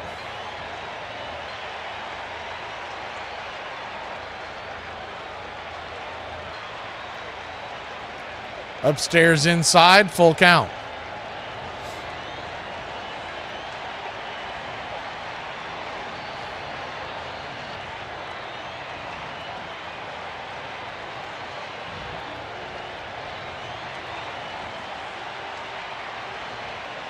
The payoff pitch. Inside, strike three. Backwards K in the scorecard. Sinker got him in on the inner track. One away. You from the New York area, Stephanie? The laugh is cool. What laugh are you talking about? Me laughing, or was it a clip that I played? It's hard for me to keep up sometimes. Righty-righty matchup. First pitch upstairs, Lombard Jr. He's already got a sac fly RBI. Takes the first pitch upstairs for a strike. It's 0-1. The 0-1. Turns and kicks. Check swing. Did he go around? He did. 0-2. Gotcha.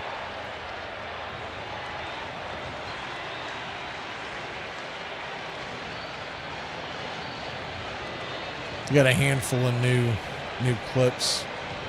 I guess we'll spin them out there for you all tonight. George Lombard Jr. The 0-2 pitch. Swing and a miss, strike three. 90-mile-an-hour cutter. 2 down. We've got him batting 8th tonight, so Wells is coming to the plate. The 70s, yes. Sorry. Like I said, I got a lot of stuff going on here, and even though I hear it, it doesn't register sometimes. First pitch on the way, drops down below the knees. And he's got that teardrop working, just missed the zone. It's 1-0. Austin Wells, the batter, righty-lefty matchup. The 1-0.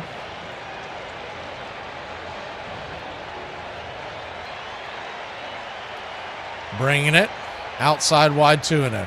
Last year when the Yankees and Red Sox faced off in the postseason, we brought y'all the series. That was one of my favorite series to ever do. I hope this year, if and when they face off, it's in a longer series because, man, you want at least a 5-game series between those two. The 2-0 count. Bassett starts and then stops. It looks like we're going to get an automatic ball maybe. That's what it looks like. Yeah, it's going to be an automatic ball. So it's now 3-0. Bassett looks perturbed. I think he's saying that he didn't get it started in time. They didn't have a clock on the screen, so I'm assuming It's right. There's not a big standoff from the dugout. The 3-0 right there at the knees. Cutter, 3-1. But from a broadcasting standpoint, I want the Yankees and Red Sox in it because we're going to have a bigger crowd in here. It's just more fun when there's more people. The 3-1 pitch. Swing lifted. High and deep into right field, but not quite deep enough. Underneath it is the right fielder Taveras, and that'll end the inning. 3 up, 3 down. We go to the bottom of the fourth. 3-2 Yankees here in Baltimore. People always ask, what's the best way to get through the workday if I have difficult coworkers? And I'm going to share with you the one sentence I use that works every single time. Eat. I'm very curious. If you live with your mother, what do you do when you have a girl spend the night? Okay, what do you do when you have a guy spend the night? It's gotta be one or the other. A girl! It would be a girl! Look, for your information, I want to move out, but apartments are very expensive. As it is, we pay $750 for a one-bedroom. A one-bedroom? Where do you sleep? You share a bedroom with your mother? Twin beds! Twin beds! There's an entire night table between us!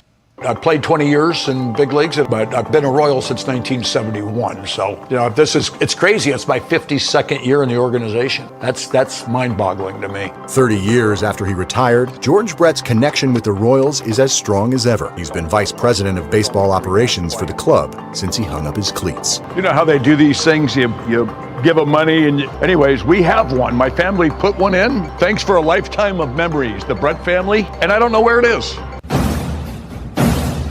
Can you tell me what you were saying about immigration? Mom said you got in an argument with the lady at the store. It was nothing. She just was going on about immigration should be open borders and unchecked. And I was trying to explain to her that immigration is like water. Water is good, it's wonderful, it's necessary, it's powerful like immigration. But you can't just have it unchecked. You can't have a flood of water come in. You have to, it'll destroy towns and kill people. You have to take water and channel it and funnel it and control it and organize it. And then it's great. And I was trying to show her that's what was immigration. She didn't like it. And what did she say? She called me a racist. And what did you say? I told her I hope she drowns. Dad, you can't say that. You can't tell someone. Literally, it was just in the moment of the metaphor. That's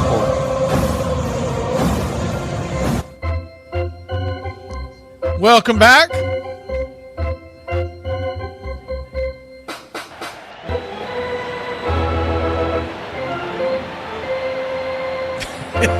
Exactly, Spaceman.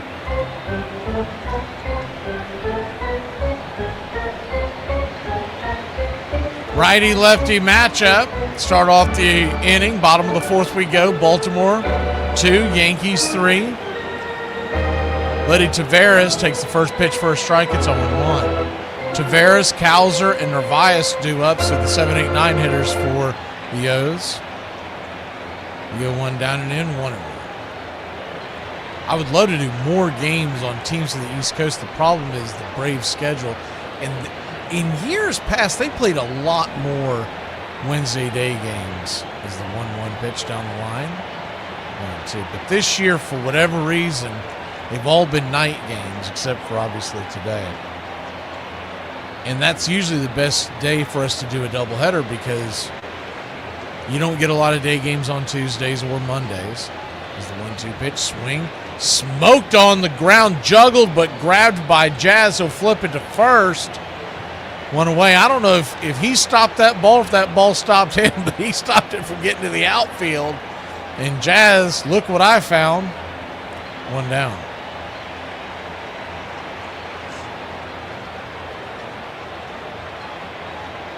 Nonchalantly, he ends up grabbing it and flipping it, but man, that ball about ate him up.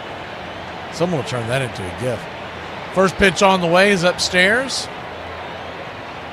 Called for a strike, it's 0-1. Colton Cowser 0 for 1 on the day, 11 home runs.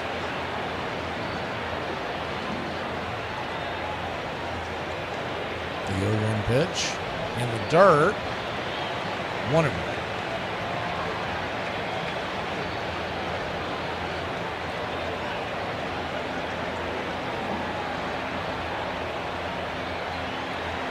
The 1-1 turns and kicks. Swing and a miss. 1-2.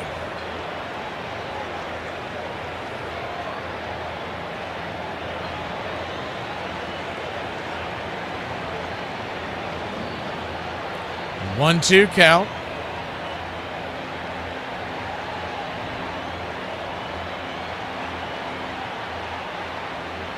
In the dirt. Curveball 82 miles an hour. 2-2.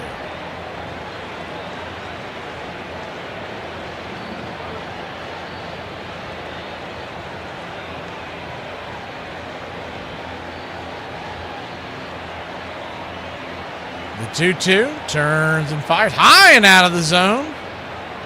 And it's a full count.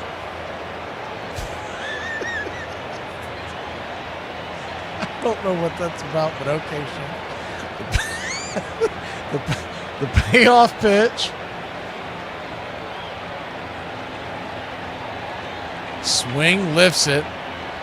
Out to left field, going back on the track, making the running catch in the corner for a loud out number 3. Is the man they just got from the San Francisco Giants, Ramos. Man, that ball kept drifting and drifting. I did not think he was going to get to it. He got a late jump. The wind was twisting it towards the corners. He must have seen it wrong.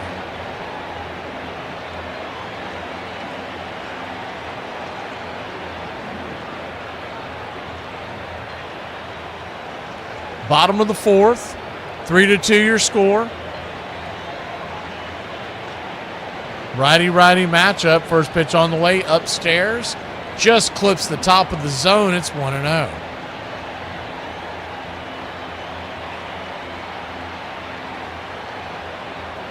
1-0. Carlos Narvaez. He came over from... It's so strange that Baltimore traded away Rushman, but yet they're still in it. So a lot of these teams in the American League, they sold at the deadline technically, but the 2-1 pitch, swing fouls it away, 2-2. But here they are, all fighting for that final wild card spot.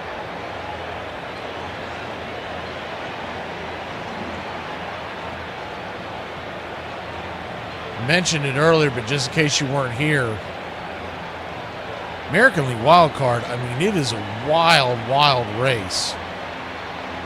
You have 7 teams fighting over the last spot in the wild card. It's a 2-2 down away, 3-2. And look, it's not like the Yankees and Red Sox have punched their ticket, but they're comfortably in front in the wild card. The Yankees are 8.5 in front of Minnesota and Texas, who have the last spot. And Boston is 5.5. The payoff pitch. Swing, pops it up. High into center field, underneath it, and out number 3. We'll go to the 5th. Quick inning for Will Warren. He needed it. 3-2 Yankees. They'll grab the sticks when we return. And there's one over here. Looks like it's holding some water.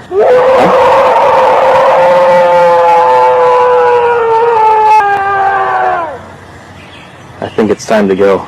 Today we hop aboard the big train and learn more about one of baseball's best pitchers, Walter Perry Johnson. His sidearm motion made it difficult for right-handed hitters to follow because the ball looked like it was coming out of third base. His record 3,509 strikeouts would stand for more than 55 years before it was surpassed by 3 other Hall of Fame pitchers in 1983. Only Cy Young has won more games than him, and they remain the only pitchers to win 400 or more games. He had 12 20-win seasons, of which 10 of them occurred in a row. Twice he topped 30 wins. He is the all-time leader in shutouts with 110. He also holds the record for most wins in 1-0 games with 38. 65 times during his career he lost because his team failed to score a run. He won the American League MVP twice, which has only been done 3 times in history by a pitcher. He remains the only pitcher in history to pitch 2 40-plus consecutive scoreless innings. His 547 hits are the most by a full-time pitcher, which thanks to the DH will never be broken. He led the league in strikeouts, a major league record 12 times. After all that, where does Walter Johnson rank on your all-time pitchers list? I think his role has been on George Brett for many, many years to sort of guide the principles of the organization. We got action. I think he loves being able to meet people. And it drives me crazy. I'm trying to watch the game, and you're doing backflips and running around yelling and screaming. He's such an icon in Kansas City. He's everybody's childhood. You know what they call this room? Pine Tar Productions. Perfect. Isn't that what this is? Pine Tar Productions? Pine Tar Collective. To roam around during the games, to sit with the owner, to hobnob with different sponsors. Hey, Rusty, how are you? Good to see you. He's really good at that. I used to tease him and say, "You're Slugger in a blazer." That's basically what he is. He's like their mascot in a blue blazer.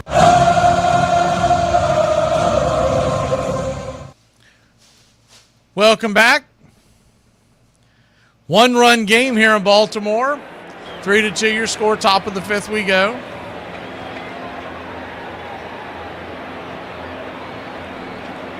Three runs, 7 hits, no errors for the Yankees. 2 runs, 3 hits, no errors for the Orioles. Bassett goes back to work. Grisham, top of the order for the New York Yankees. First pitch on the way in the dirt. It's 1-0. They just showed a replay. I'm assuming it just happened. Philly has a 4-1 lead over the pathetic Marlins, who have done nothing. They're like the Braves this week. We're going to get swept as the 1-0 upstairs misses. No, they call that a strike, 1-1. But Schwarber, I think he was coming from first anyways. They sent him home, and he looked like Fred Flintstone running but never took off, like just legs are moving and not going anywhere. 1-1 count, swing, fouls it away, 1-2. And you talk about a mess in the American League. Minnesota and Texas are tied at 62, and technically Minnesota's got the lead because of the winning percentage. They have 1 less loss. Or actually, no, that's actually not true. The standings I'm looking at are back asterisk. Texas is technically over Minnesota right now. 1-2. Upstairs. 2-2. But anyways, they're in a tie. And right behind them is Toronto, a half game back. Cleveland is a game back, and Baltimore. And then Detroit is a game and a half back. And Seattle's 3 back, but they're going to have to make some kind of a charge to really pay attention to them. The 2-2 pitch, swing. That ball's belted down the right field line. Is it fair? It is foul.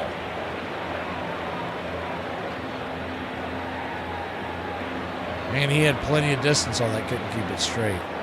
But you look at the way that's going to unfold in the last, we got about 6 weeks left in the season, if that. The season ends on the 27th. So a little over 5 weeks left, I guess, is where we're at. The 2-2. Inside, down and in, 3-2. What you figure is going to happen to at least 2 of these teams, probably 3 are going to work themselves out of it, and you're going to end up about 4 going 4 wide in the corner down the backstretch. The payoff pitch. Inside. Caught looking, strike 3. Grisham doesn't like it. I think he should have challenged it. Pitch was off the plate, but he didn't challenge it. 1 down. And I haven't looked at how the schedule unfolds with all that, but we're going to try to bring as much as we can. As far as the National League is concerned, it's a little more clear right now. You still have a lot of teams in play. First pitch upstairs to Rice is smoked down the first base line. He's a 2 for 2 on the day, but that's going to make him 2 for 3, a G3 in your scorecard. 1 down. The National League, the Cubs are leading the wild card race. They're 6 in front of San Diego, 4.5 in front of Philly. And then outside of that, with San Diego having the last of the wild cards, Arizona's a game out, St. Louis is 2.5 out, and Miami's 3.5 out. They're about to be 4.5 out. As the first pitch outside wide to Garcia, it's 1-0. Pittsburgh got a win today, but I think you can cut it off at the Miami right now unless someone gets really hot. Pitch outside wide, 2-0. So that's why when you hear me say when in October, the Braves are going to make the postseason. The question is, are they going to hold on for the division? And you really need more than that. We need that first round bye because we don't have the depth in the pitching. The 2-0, swing, chops it foul. 2-1. But it's a little crazy that, and we've seen them do it over the years, but it's a little crazy that they continue to push pitchers back to set up matchups against the Brewers, against the Dodgers. Dude, you got to beat the team you're playing that day. The 2-1, swing, chops it over to first, and that's going to be a G3 in your scorecard. That'll end the inning. We'll go to the bottom of the fifth. 3-2 your score here in Baltimore. At the tone, leave your name and message. I'll get back to you. Just a drink. A martini, shaken, not stirred. Hell are you doing? I told you we weren't getting involved. You got us involved when you brought us here. Where are you from? What's your real name?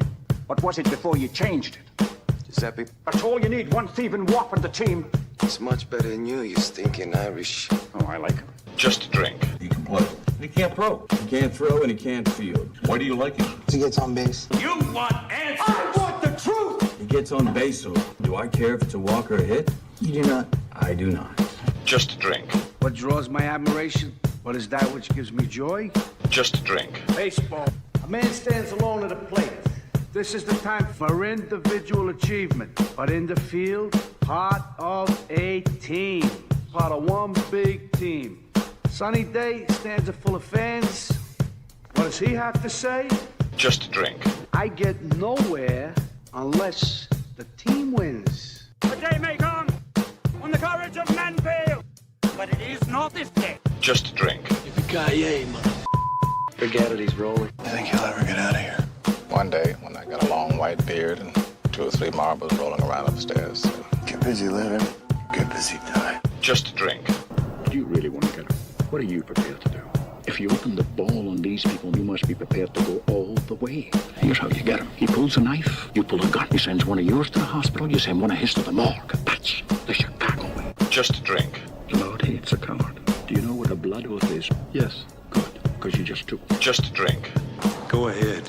Make my day. You can't handle the truth. Did it ever occur to you I just might go tapioca and throw you out of one of the windows? Just a drink. Perfect. Shaken, not stirred. Cheers. Cheers.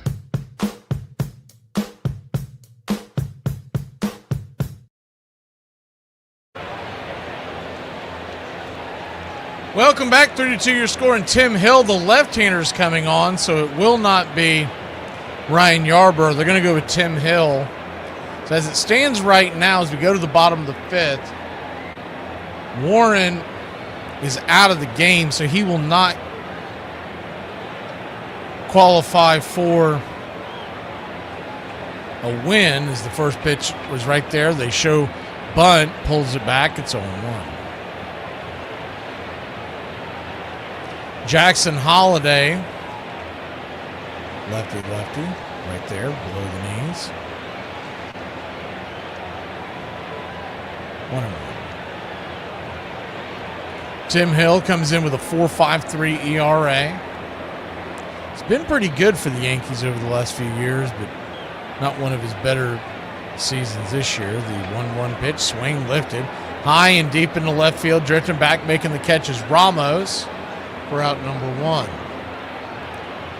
Miami's trying to make some kind of noise there. They trail 4-1 in the 8th. They do have a runner on.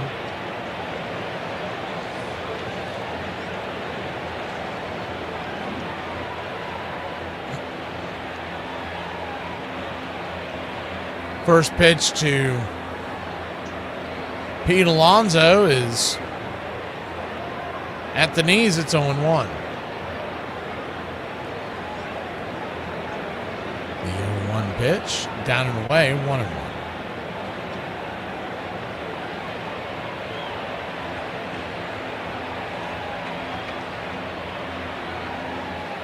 One count. Outside wide, 2-1.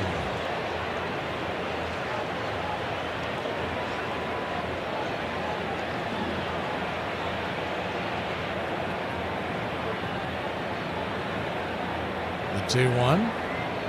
Swing and a miss. 2-2. San Fran leads Cleveland 1-0 going to the 7th.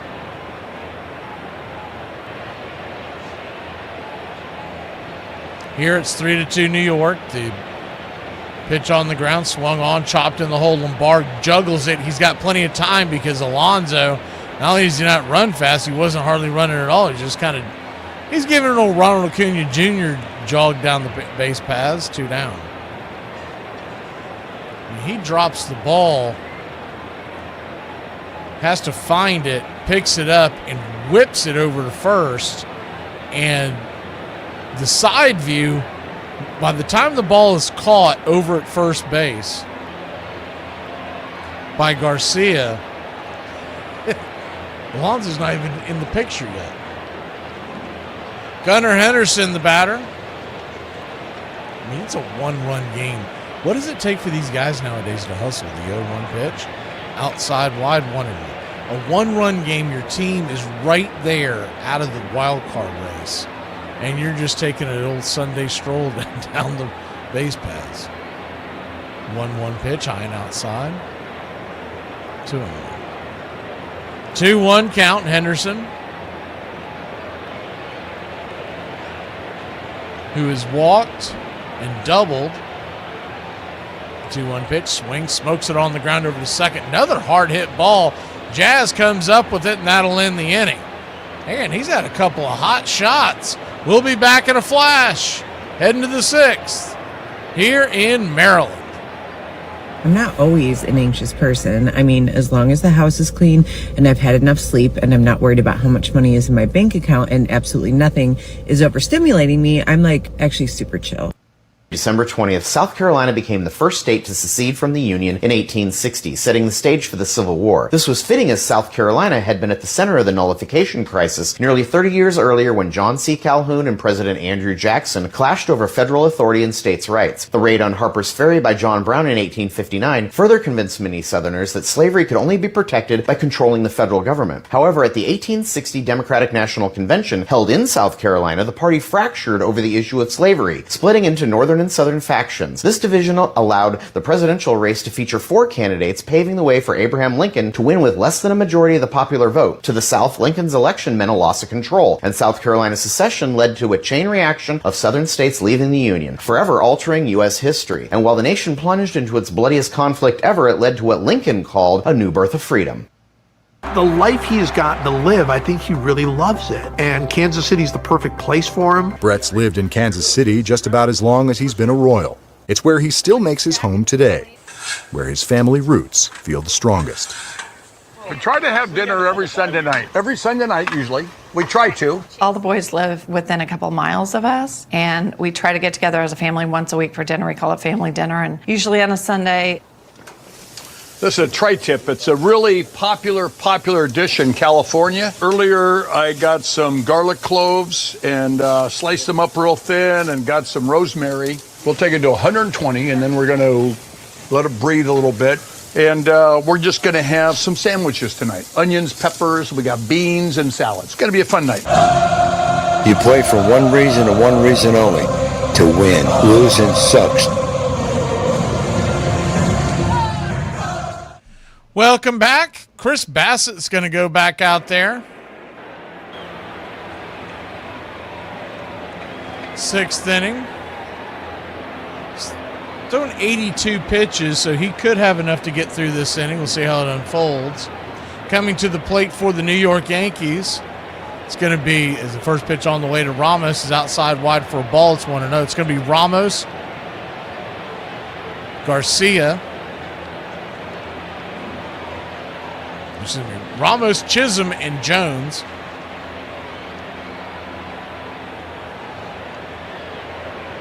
The 1-0.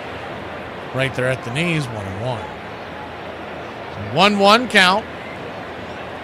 3 runs, 7 hits, no errors for the Yankees. 2 runs, 3 hits, no errors for the Baltimore Orioles.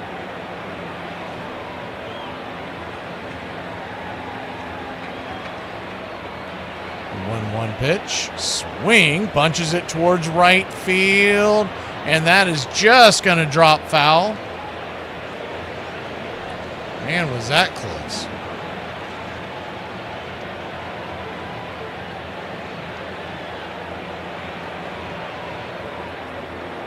Left-hander warming up in the pen, Wolfram, for the Baltimore Orioles.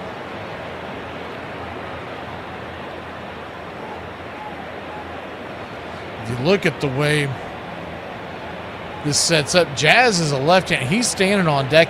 This may be his last batter if he loses him. 1-2.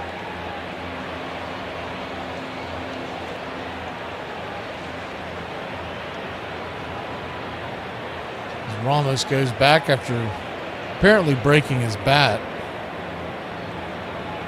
1-2 count. Wolfram continues to warm up in the pen. Then you have Jones after that. McMahon, this is probably his last batter. The 1-2, swing and a miss, strike 3, 1 away. Or they're just warming him up in case he gets in trouble. Don't want to go chasing wins around here.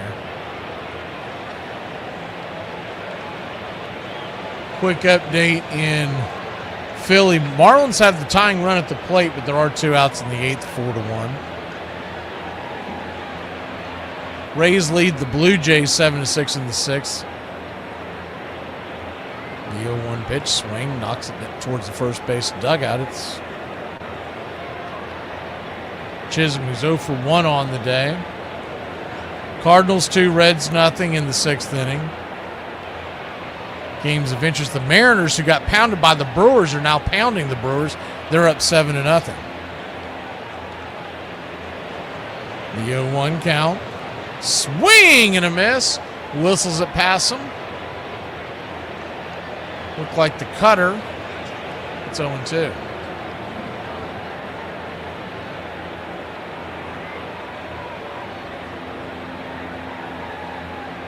The 0-2 pitch. Bassett looking in. Brings it. Swing. Hard hit ball on the ground. That's through the hole. And it's a 1-out single for the New York Yankees. Jazz Chisholm stopping at first base.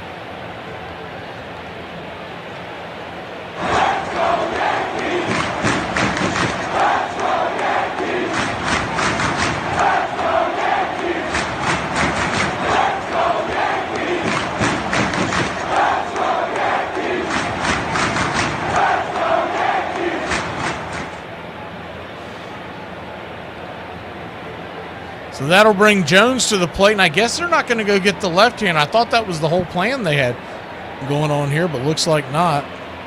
First pitch, swing and a miss. It's 0-1. Makes you wonder why they got that left-hander up.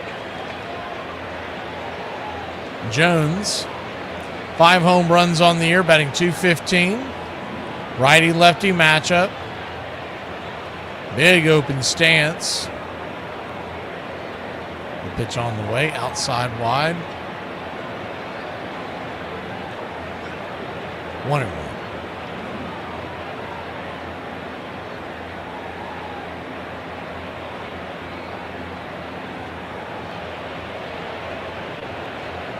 A 1-1 count. Turns and kicks. Swing and a miss. 1-2.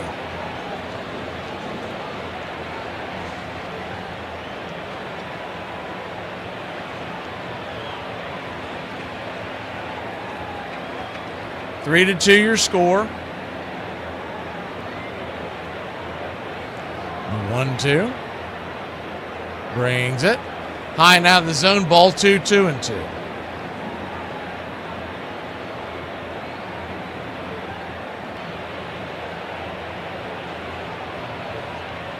Marlins came up snake eyes in that inning. So still 4-1. They're going to the bottom of the 8th there.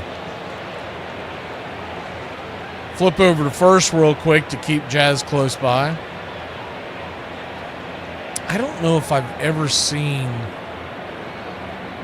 a New York Yankee wear baggy clothes, but that's what's going on with Jazz Chisholm. Seems like they always look so clean and tight and uniformed as the 2-2 high and out of the zone, 3-2. And he looks like a little kid who's wearing like his big brother's jersey and pants.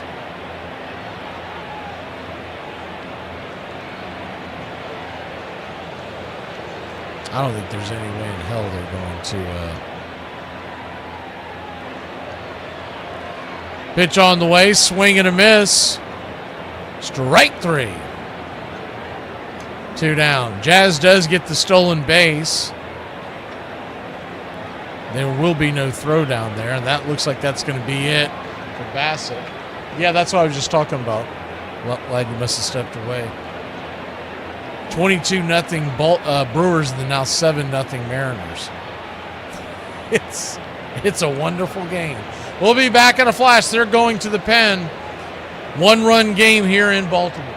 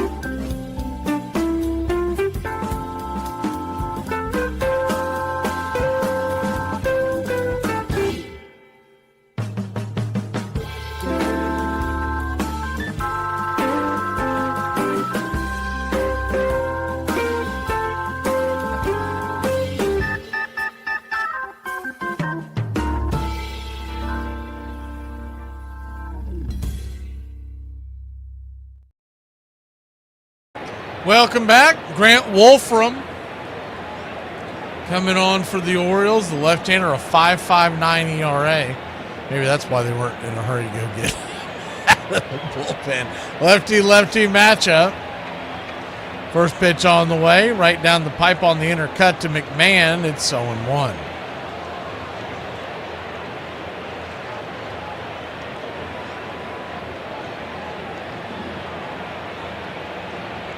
The 0-1.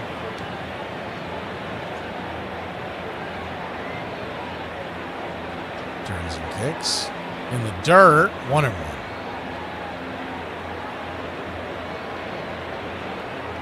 1-1 count. Remember, tomorrow, it's an early game once again. The Braves have nothing but day games until Sunday.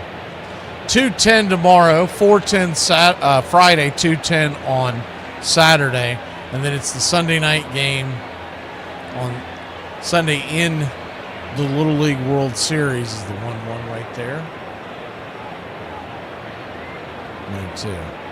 See what happens, but I'll be shocked if they have the 3D. We're still going to do the game, but I'll be shocked. They didn't bring it to the cornfields of Iowa. So I don't know if they, unless they already have it set up because they're there every year. The 1-2 pitch. Upstairs misses high, 2-2. Braves have been there before, but it's been a long time, and we have not done one of those games yet. It was well before the 3D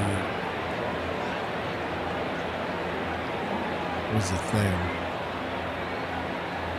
The 2-2 count. Brings it. Swing, chopper out in front of the plate, jumping on it is Narvaez. He flips it to first, and that'll end the inning. Still a one-run game. We'll be back in a flash. Bottom of the sixth we go. Orioles try to tie it up when we return here in Baltimore. Use the left lane to keep left to merge onto I-405 south towards Mother self-righteous hoe bag of a waffle.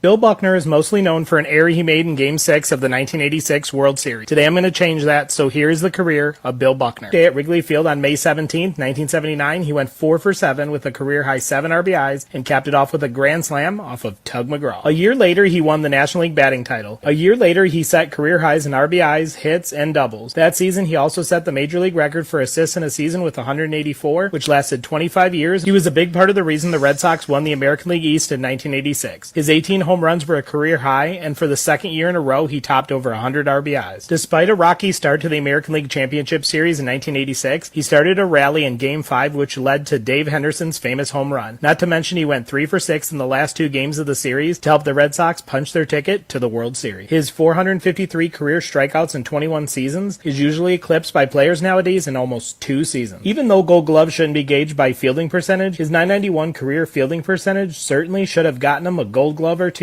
during his career. He is truly underappreciated considering he ranks 66th all-time in hits and doubles, 51st in singles, and 47th in putouts. So let's give Bill Buckner the credit he deserves and remember him for a truly great career. Our boys are very close in age and they're very close friends and they get along great with their dad. I hope you're farther than me. But you've played 10,000 more rounds of golf in your life. Yeah, but still. I don't know about that. You play like every day. It's called networking. We barbecue and watch sports and they have this banter back and forth amongst themselves. They're kind of like a little clan. A lot of these guys, they get married at 22, 23. They have a kid. First 13 years of his life, you're gone. Probably weighing into my decision to wait and get married and then have the opportunity and the wherewithal and the time to be a part of their lives. Has anybody ever looked at their wife and been like, damn it, damn it? Good night, children.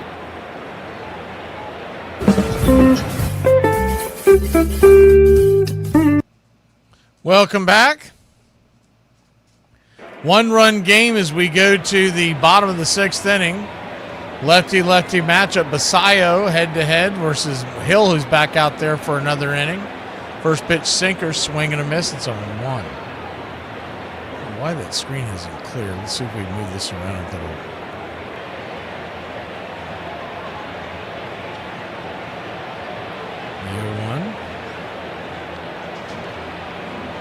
Down and away, 1-1. Nope, still there. 1-1 count. It's got to be something you're supposed to do, I guess, and they're not doing it in Baltimore. 0-1 pitch, swing, fouls it back. They're going to the top of the 9th, and Miami is facing Duran, the closer of the Phillies. He's got a 1.83 ERA. And they trail by 3. So probably not much of a chance they lose. We'll be 4.5 in front going into tomorrow's game. Pitch on the way, swing and a miss, strike 3, 1 away. Braves will be taking on the White Sox tomorrow, 2:10 Eastern. Will come on there at 1:45. If they can win that game, they'll be able to push the lead back up to 5 games. And on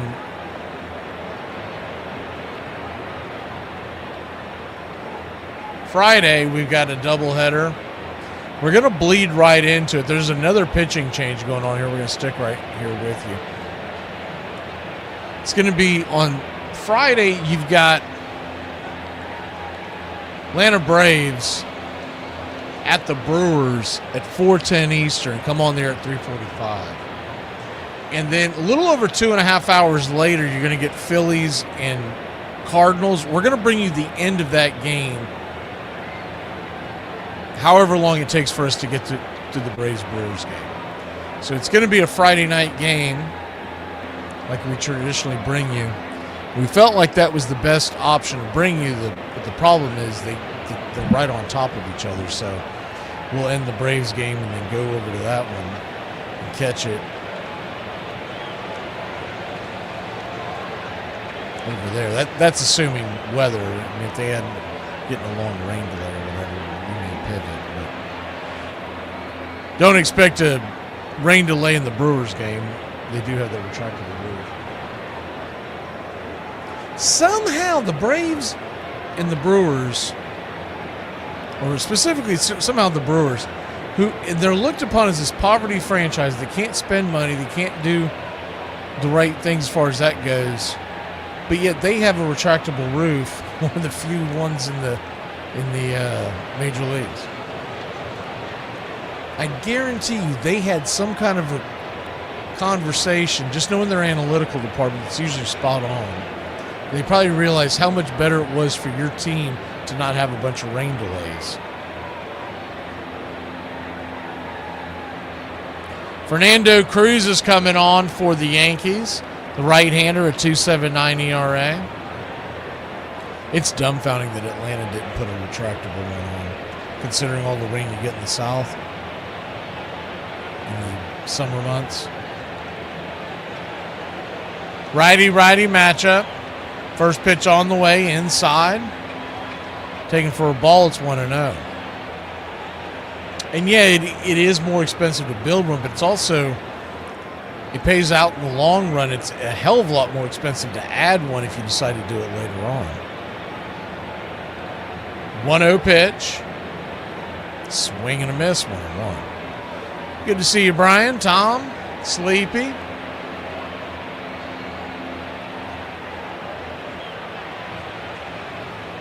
Infield is back and to the left.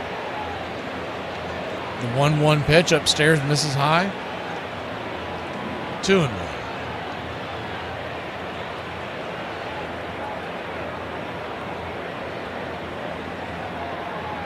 Yeah, it's a big thing.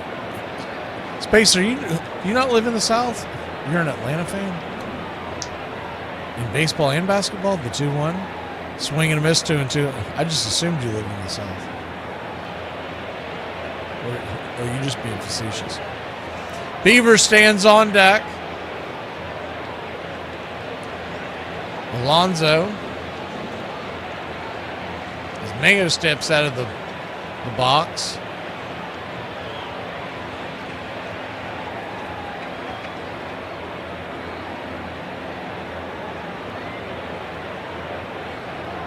The 2-2.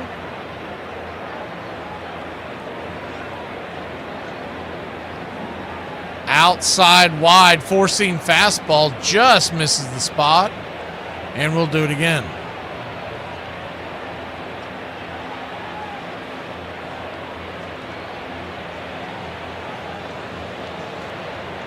Full count. Pitch on the way. Swing and a miss, strike 3. 2 down.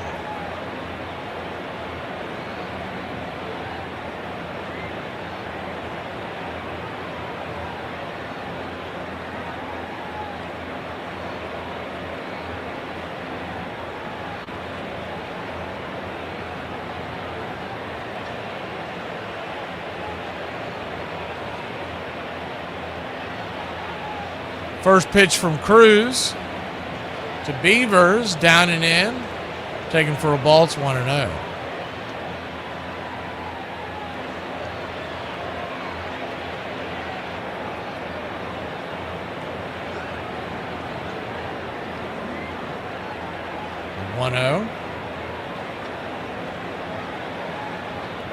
Outside wide tuna. He is a strange delivery. I know we've seen him before, but I don't know if I've ever picked up on this delivery. When he lets go of the ball, Fernando Cruz kind of hops to the left. That can't be helping your accuracy.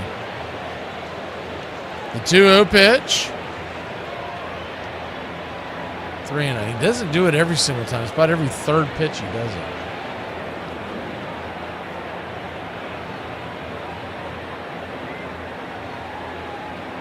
Good to see you, Pickle.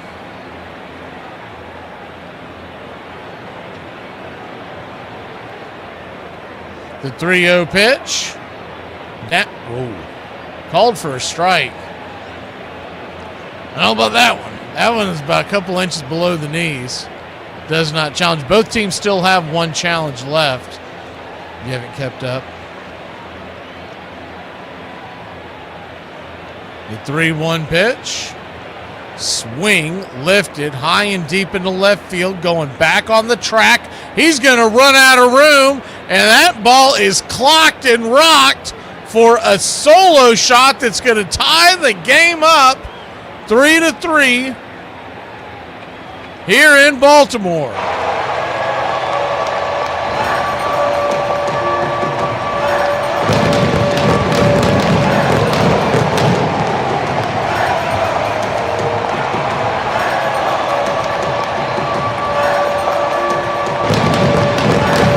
.389 feet over the left field wall.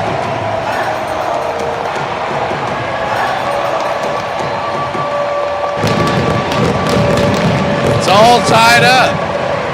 First pitch off of that is a slider outside the zone. It's 1-0.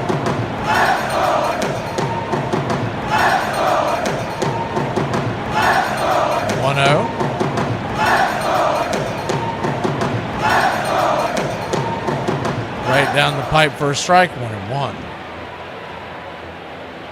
So I guess it's good he didn't challenge that ball after that pitch.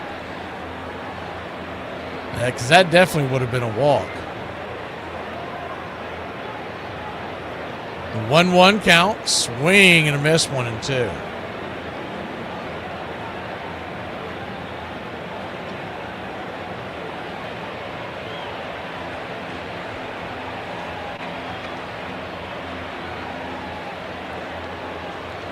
Time is called as he steps out of the box. 3 runs, 8 hits, no errors for New York. 3 runs, 4 hits, no errors for Baltimore.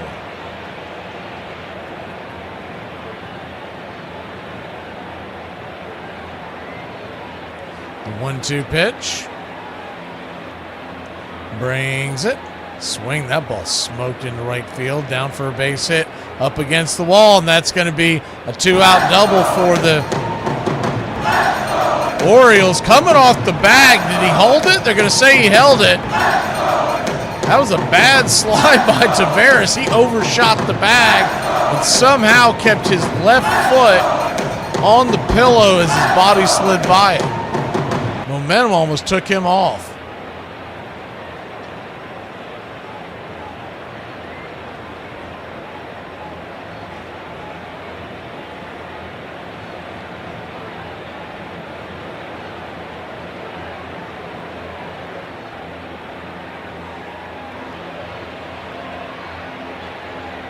So Calzer comes to the plate now, the number 8 hitter. He's 0 for 2 on the day.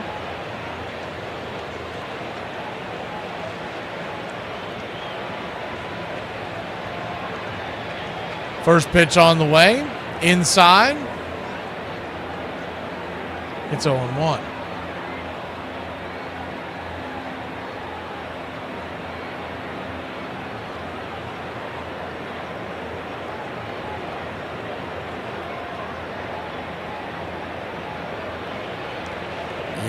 Pitch in the dirt. Blocked by Wells. The runner will stay at second. That'll leave it up at 1-1. Marlins did, in fact, spit the bit. They lose to Philadelphia 4-1. So the Phillies are now 4.5 behind Atlanta. Braves will be playing tomorrow. Philly is idle, so they can get back to 5 in front before the Braves head to Milwaukee, and the Phillies welcome in the Cardinals. The 1-1 swing and a miss. It's 1-2. They've won, 6 in a row now, and the Braves have lost 5 of 6. They're 5 back in the loss column, 4 in the win column. Marlins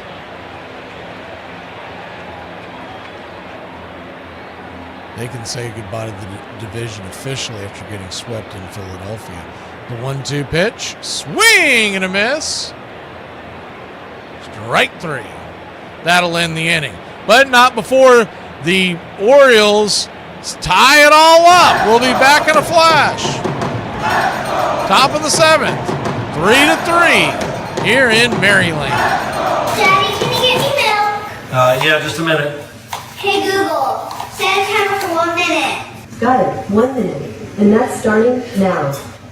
December 21st, 1861, the Medal of Honor was established by Congress and signed into law by President Abraham Lincoln as an award for extraordinary valor during wartime. Initially created for the Navy, it was expanded to include the Army and Marines in 1862 and the Air Force in 1965. The Medal of Honor is distinguished by its unique design, a star-shaped medal featuring Minerva, the goddess of wisdom and war, suspended from a light blue ribbon with 13 stars. The first recipient was Army Private Jacob Parrott, honored in 1863 for his heroism during the Andrews Raid, a daring Civil War mission to disrupt Confederate rail lines. More than 3,500 people have received the Medal of Honor, with only a fraction alive to accept it in person. The U.S. Army leads in recipients. Medal of Honor recipients get a lifelong tax-free pension, access to military medical care, invitations to presidential inaugurations, and burial honors at Arlington National Cemetery. People often ask, what's the best way to correct a coworker when they've made a mistake?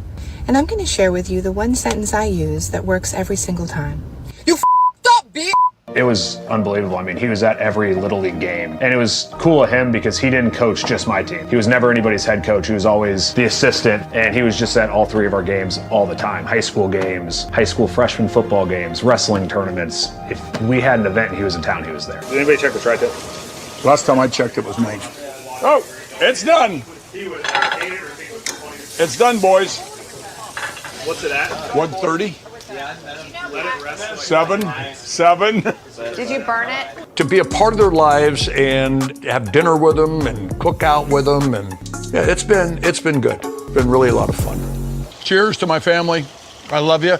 I really do. Thanks for all the memories. I grew up watching Chipper Jones play.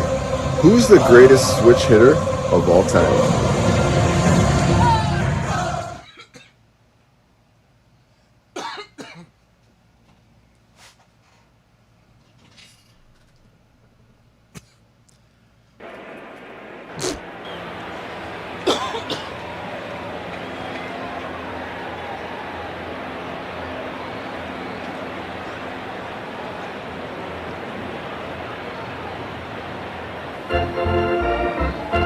3-3 your score.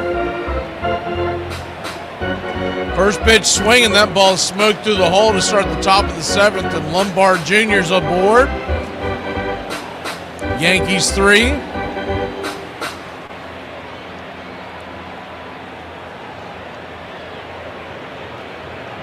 Baltimore 3. Rico Garcia is the pitcher on the mound for the Baltimore Orioles.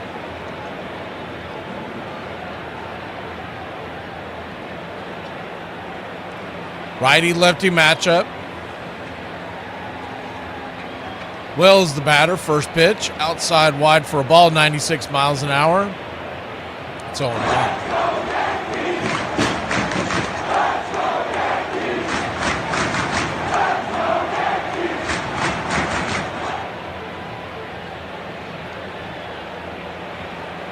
Pitch on the way, swung on, smacked on the ground over to first, and diving stab over there by Basayo. He's going to step on the bag just in time, getting the catcher before he can touch the bag.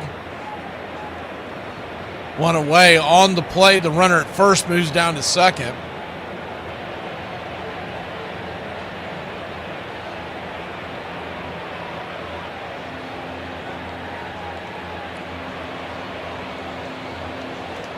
Damn near choking. I tried to eat a chicken wing in between the break. That was a bad decision.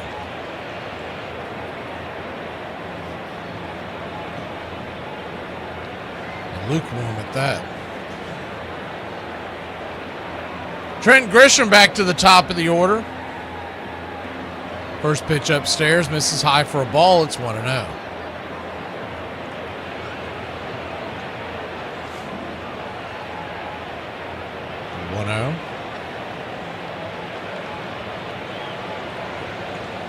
No, that's the problem, Nick. I didn't have time to sauce it up. I'm going to do that later on. Is the 1-0 misses high, 2-0. I cooked him earlier. My wife was heading home, and I told her I was going to make wings. So even though we decided to do this doubleheader, I went ahead and did it.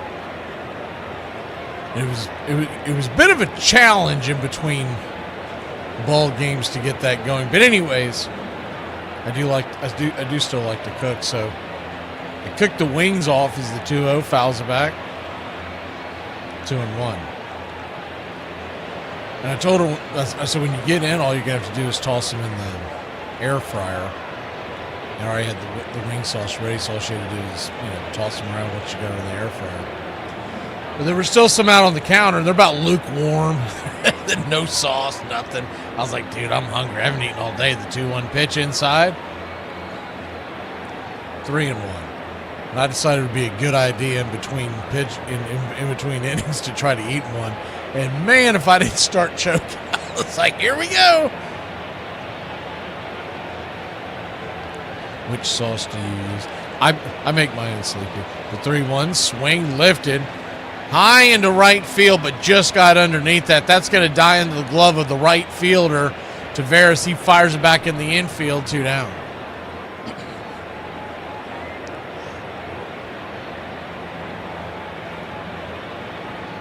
I just made a homemade buffalo wing sauce. I didn't. It wasn't anything special. It was just what most people would consider a medium heat. Yeah. Yeah, I make my own sauce. Well, we used to do it for years, and I worked in restaurants that we specialize in wings, so I kind of learned. Man, we had that one restaurant. I think we had 18 different sauces, 17 or 18 different sauces that we made by hand, and then we had a couple that we had shipped in because they were popular. So all in all, we had 20. I believe it was 17. Yeah, it was 17, two shipped in, and then the 20th one was rotated every week. First pitch on the way, swing and a miss. Ben Rice, the batter. It's 0-1. Rice is 2 for 3. Grounded out his last time up, but he singled in the first and homered in the third.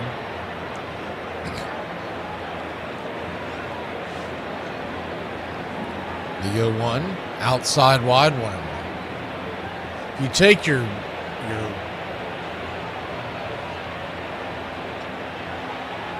hot sauce, but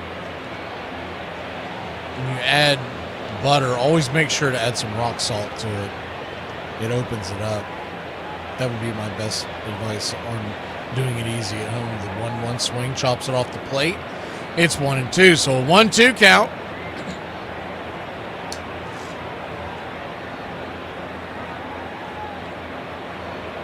Three to 3 your score. Top of the 7th.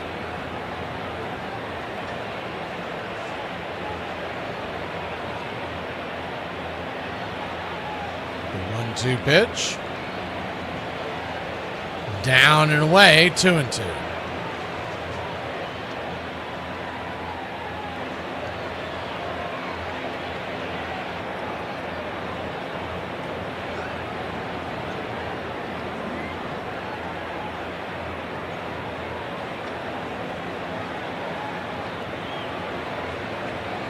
The 2-2. Inside, caught, looking, strike 3. Man, oh man, he just zipped a 98-mile-an-hour fastball and caught him looking. We'll go to the bottom of the 7th. 3-3 your score here in Baltimore.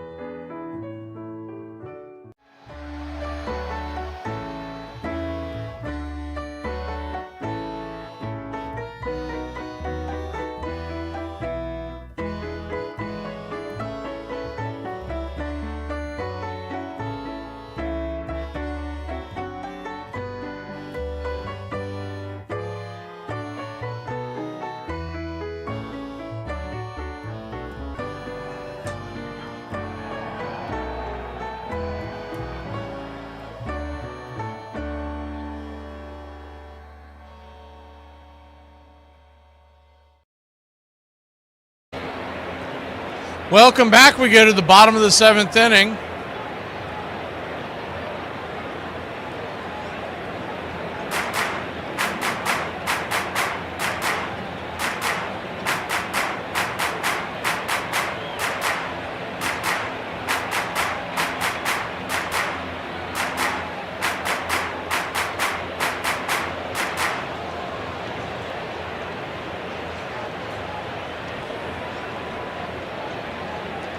Three to 3 your score, bottom of the 7th. And Brent Hedrick comes to the bump. First pitch is right there on the outer edge. For a strike, it's 0-1. The 0-1. You stepped away. The Phillies did beat Miami. The 0-1.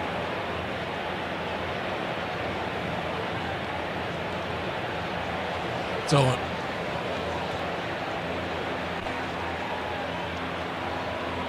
go over the playoff possibilities real quick. The 1-2, 2-2.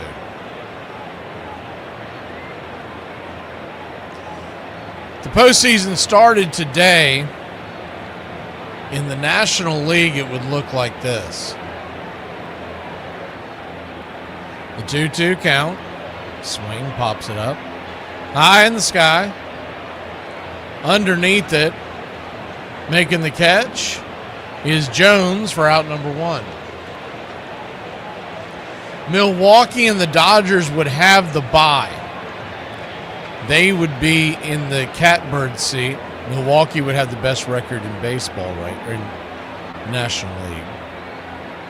But in baseball. They would... So Milwaukee and the Dodgers would have the bye. The Cubs would host the Phillies, and the Braves would host the Padres in 3-game series. Lefty-lefty matchup. First pitch swinging. Swing and a miss. It's 0-1. That's why Philly's trying to get out. Philly does not match up well against the Cubs. So they're trying to get out of that mess. The 0-1 in the dirt, 1-1. On the outside looking in right now is Arizona by a game in St. Louis, 2.5. We'll just leave it at that. Miami's floundering. The 1-1 outside wide, 2-1. In the American League, you would have the White Sox and the Rays with the buys. It's the 2-1 pitch, swing, chopped up the middle, backhanded by Jazz. Jazz flips it to first, and it's a 4-3 put out, 2 down. Houston would host Minnesota right now. That's really up for grabs because Texas is right there, and there's a whole slew of... There's 7 teams fighting for one spot. And you would get the Yankees and the Red Sox in New York for a 3-game series, which is fun for baseball, but I'm telling you, if this happens 2 years in a row, they are going to expand and say we need that to be longer than a 3-game series. Pete Alonso, the batter, first pitch swinging, cracked, jacked. Is it fair, though? That ball is bending. Is it fair? That is right there on the line. Alonso standing at first. I think they're calling it foul. They are calling it foul. Let's see if they take a look at this. It is so close. Depends on where the ball crossed over.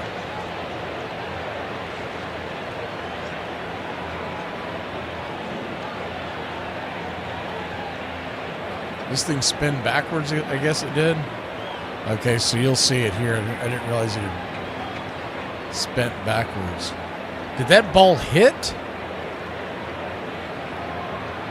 Alonso's convinced that it's a home run.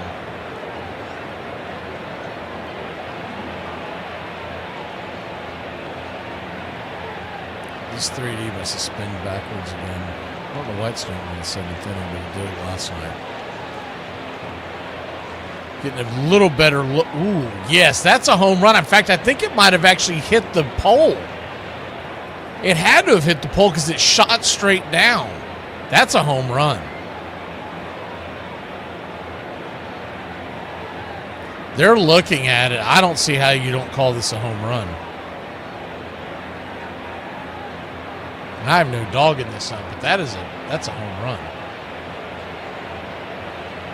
It looked like it hit the pole and then kind of clipped the pole and then fell down. Regardless, it's fair when it crosses the pole. But it looked like it actually touched the pole.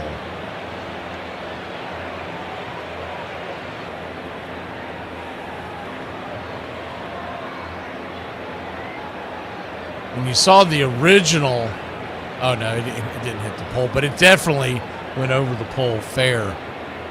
I mean, easily. It just looked like it hit the pole when it went down. It didn't hit the pole, but it's definitely fair. The problem is they called it a foul ball, so are they going to... I mean, this is going to be brutal for Baltimore if they don't get this right.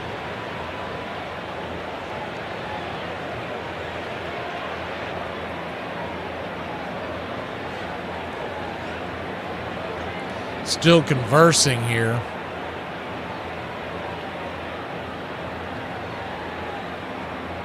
They are taking their time. Let's see what they call it here.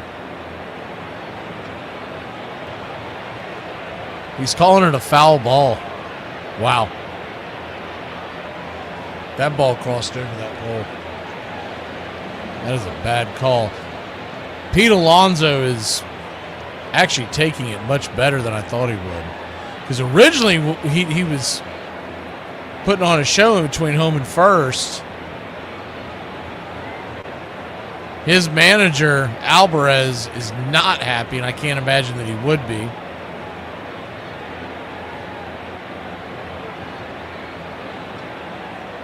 So back to the action. Alonso digs back in.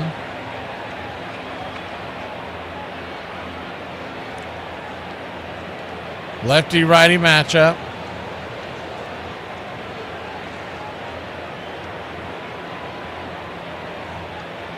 Pitch on the way, swing and a miss. It's 0-2.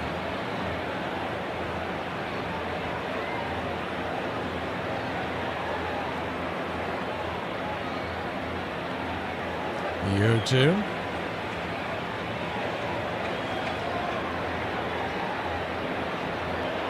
All right, he's already hit one home run tonight, the 0-2. In the dirt, 1-2. I still say that he got screwed on that deal. That was a terrible call. They're going to say that call. I think how they worded it was call stands. I don't buy that in the age of what we live in with the video replay. The 1-2 pitch, swing and a miss, strike three, and that'll end the inning. Alonso's now jawing at the home plate umpire. Alvarez coming out there to make sure he doesn't get kicked out. We'll go to the 8th. 3-3 your score here in Baltimore.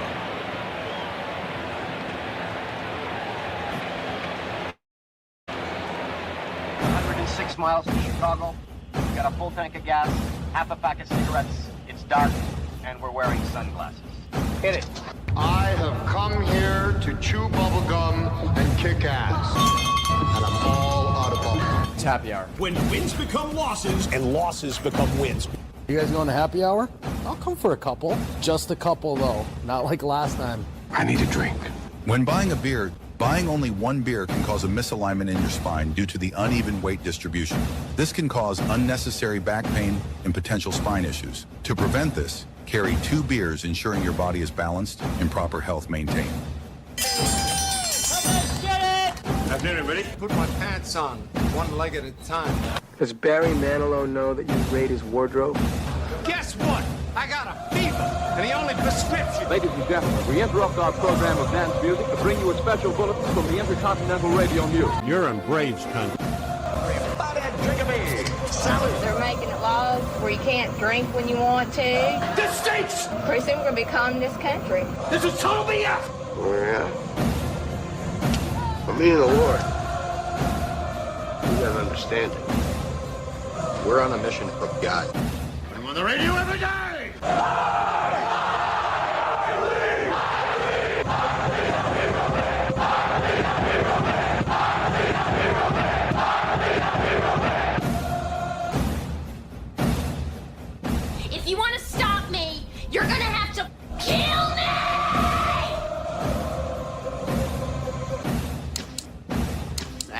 You, music lover, you're next. You're so drunk you can't hit nothing. In fact, you're probably seeing double. I have 2 guns, one for each of you.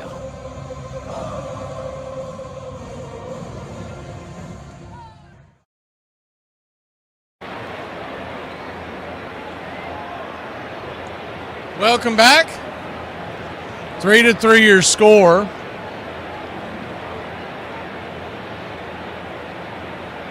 Righty-lefty matchup.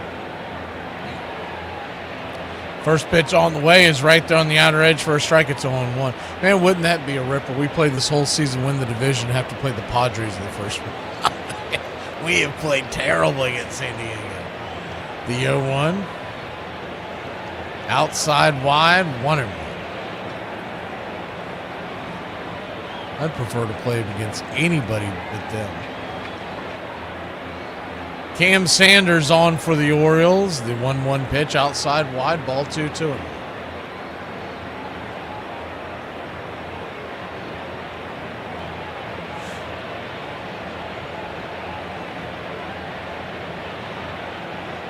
The 2-1 count, swing, lifts it. Out to center field, coming in making the catch. F8 in your scorecard, 1 away.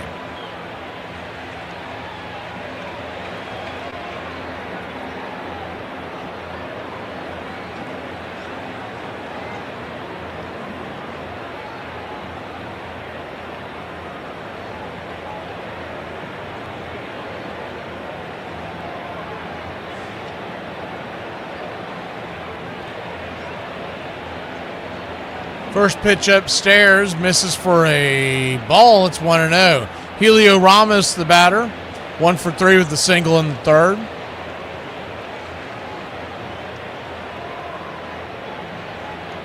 The 1-0. Fouls it away, 1-1.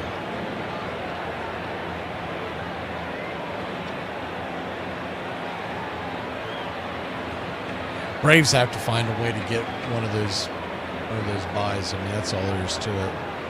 They don't with the pitching depth. It's the 1-1. Inside, hits him in the leg, and he'll head on down to first. It's going to be really tough to make the run through the postseason with the pitching depth and the extra round involved. If you get that bye, you can set your pitching staff up where Sale would obviously pitch in the first game. The way it's looking, it's going to be Molly in the second game.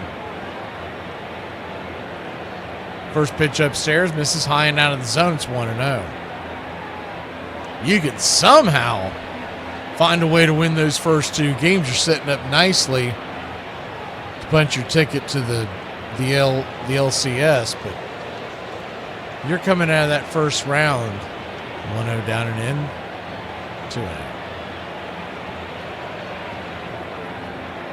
Way it sets up right now, if we won that first round, we would be heading to face the Dodgers in a 5-game series, and Sale wouldn't be available until, best case scenario, game 3. The 2-0. Right there for a strike, 2-1. And that would be absolutely brutal going up against their pitching staff. Game 1, we're rolling out Bryce Elder. The 2-1 pitch. Down and away. 3-1.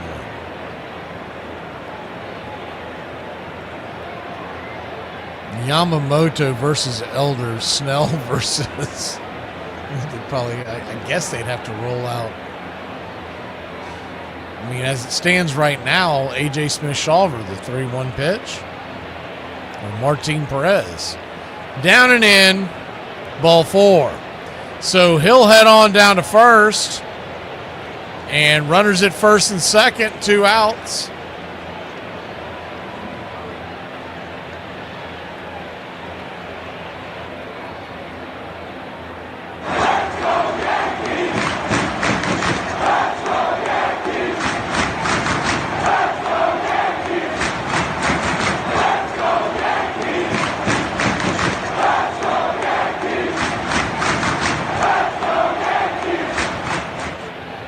Coming out and having a quick talk with Sanders is the pitching coach, Drew French.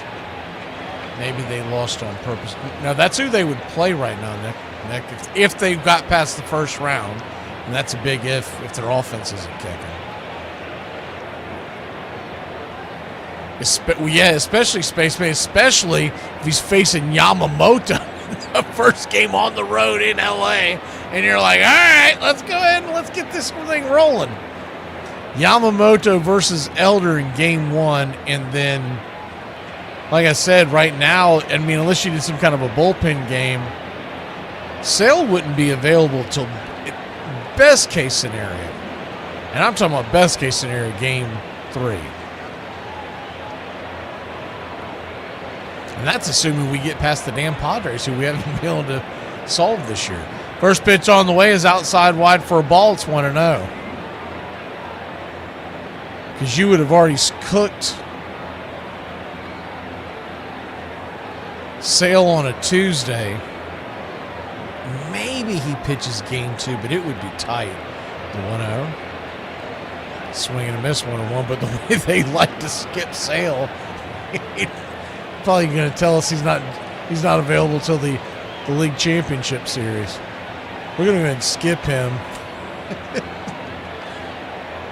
The 1-1 pitch inside Tillman. I can see it now.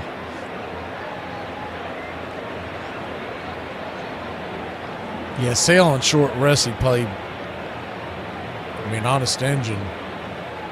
When you constantly put him on extra rest and he's throwing 97, 98 on short rest, he'd begin there just flipping 92 up there. The 2-1 pitch swing, fouls it back. I need to look at that this year, because I can't remember. They flip-flop. They take turns.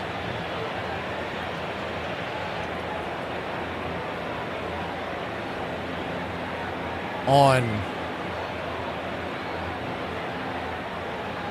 first, the 2-2 pitch, swing and a miss, strike 3. Jones down on strikes.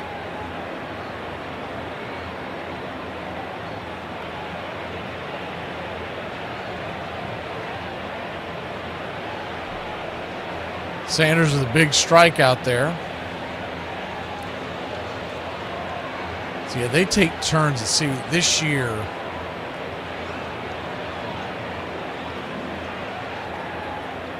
so the National League Wild Card Series, they're both starting on Tuesday, Wednesday, Thursday, and then the ALDS, that's what I was trying to get at. There is no game being skipped in the DS. So he would probably be able to pitch game 2.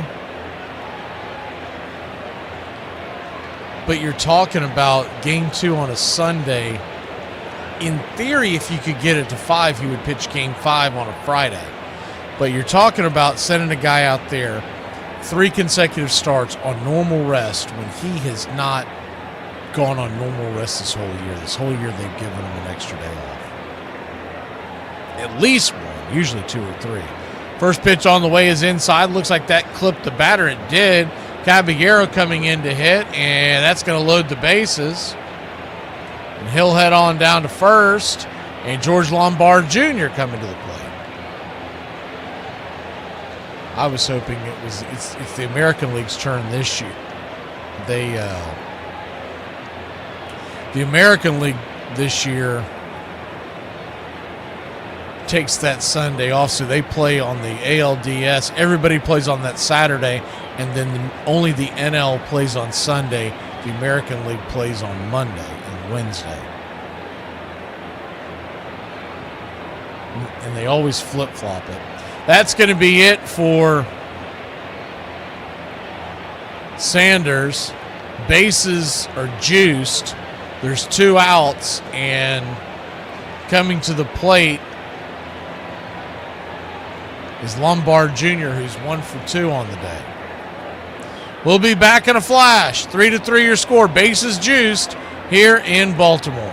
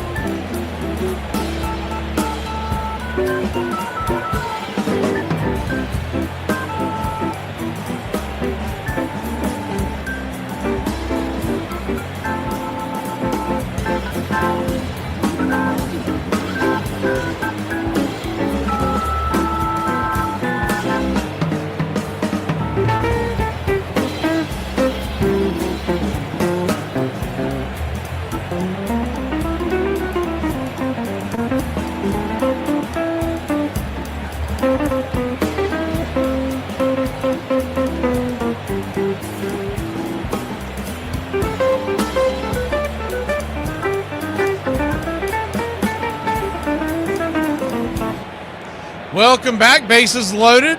2 outs. George Lombard Jr. facing Cano, and the pitch is swung on, rolled down the line. That's everybody's going to be safe.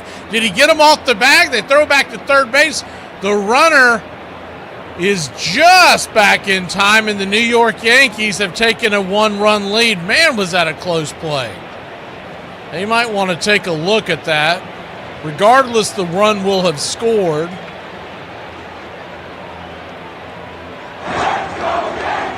Ball was chopped up the line. Mayo was thinking about heading to first base with it. He flipped it back to third.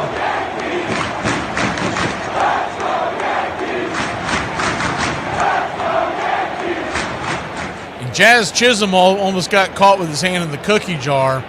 He barely got back in time, and now they're taking a look at him.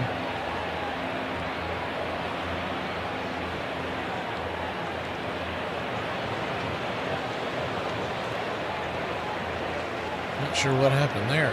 Nothing clicked out on all of our. That's weird.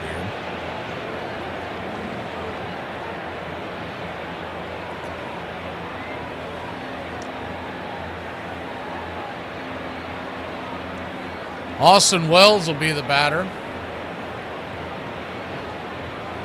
So 4-3 your score.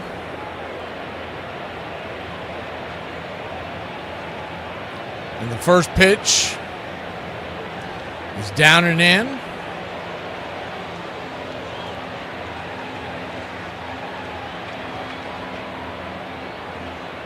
Ball gets away. The runner comes home to score.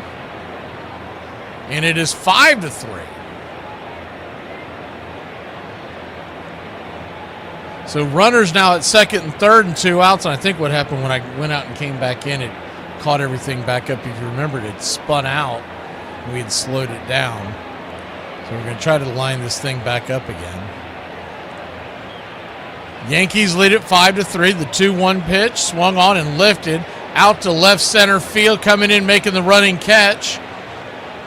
On the fly out there is Beavers, and that'll end the inning. But not before the Yankees put 2 on the board. Second run coming in on a wild pitch. It's 5-3. We'll go to the bottom of the 8th. Baltimore's turn when we return. How can you fit 4 women on a bar stool? You better not be putting 4 women on a bar stool. How the hell are you gonna? How can you fit 4 women on a bar stool? It's real simple. You can't unless they're like Barbie dolls or something. No, average sized women. How can you fit 4 women on a bar stool? No, just tell me. You flip it over. You flip over the bar stool. That's horrible. No. I'm supposed to be the dirty one. I'll pay you $5 if you eat that. What? The cheese you just dropped. Eat it and earn yourself 5 smackaroos. No, thanks. 10. No. 20? We have the same bank account. If I want to get $20 from you, I'll go to the ATM. I don't need to eat dirty cheese. True, but I got a 20 right here. You can have it right now. Buy yourself a new brassiere. Awful tempting, but still a no. You give me 20 if I eat it? No! 10. No! 5? That's a bargain! You're not gonna find anybody to eat dirty cheese for under $5. I don't care. I have no desire to pay or be paid to eat dirty cheese. You take no joy in life, do you? Memories are what surround George Brett everywhere he goes. And you've had as many good ones as he has. They're almost like best friends. But there are also other things he still remembers, like his relationship with the father, who never quite seemed to embrace him. I woke up one day, it was crazy. I told my wife this. I woke up one day, it was about 6 months ago. And I said, you know what? My dad was really an asshole. Before, I would always cry thinking about him. No, I'm not going to cry about him. He was a bad dad. He was a bad father and a bad dad. He just had this awakening one day to where he just decided he wasn't gonna make things up about his dad anymore. He wasn't that nice of a man. I have a lot of friends that were pretty good athletes, never made it. Maybe they didn't have the drive I had to please their father. And then to be the most successful one in the family, I think that's part of the reason why. Deep down in his mind, he wanted to prove his dad wrong. And I think he did. Help support Braves Country Radio. Join the country club today. Paul Blackburn coming on for the New York Yankees. 5-3 your score, bottom of the 8th.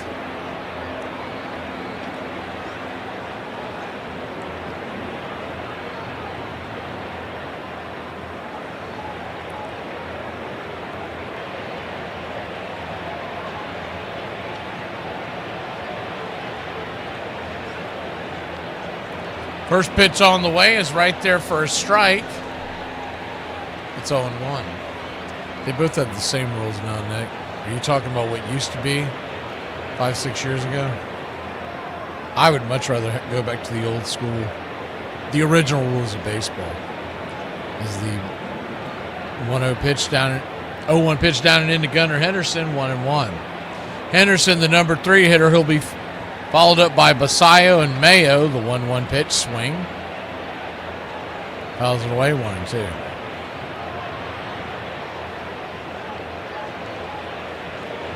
American League did that designated hitter rule back in the early 70s because they were trying to generate interest because football was starting to overtake them on television. It's the 1-2. Slaps it down the line, foul. And it was a panic move. They didn't need to do it, but it was a panic move. And then once they did it, you can't put that toothpaste back in the bottle because then you get the players union involved, and they saw that it was creating extra jobs, et cetera, et cetera. And so that's how we got stuck with that. And then when we got to the pandemic, it made no sense that they were telling us that they were going to do that in the National League because of the pandemic. It was the 1-2 in the dirt, 2-2. And so we'll never see the no designated hitter ever again, unfortunately. The 2-2. Caught looking strike 3, punch him out on the inner track, and there's one away. It's unfortunate because I miss the old school, what we all grew up on, unless you were watching baseball in the 1960s and remember it well. You grew up on the National League and the American League, and the National League always had. Now, I didn't like the fact that the American League ever had it as the first pitch swing and a miss. The Basayo, it's going wrong. I always felt like they had an unfair advantage going into the postseason because they construct their rosters with a designated hitter, and the National League does not, as the 0-1 down and in, 1-1. But it changed the game so much because you lose the strategy of, well, is this where you take the pitcher out? Or is it, and you had to factor in all your pinch hitters and all that stuff. The 1-1 pitch swing slapped on the ground through the hole, and it is a 1-out single for the Baltimore Orioles. Good piece of hitting there by the Orioles. Silo gets on. We'll see if they pinch run for him. Doesn't appear that they're going to.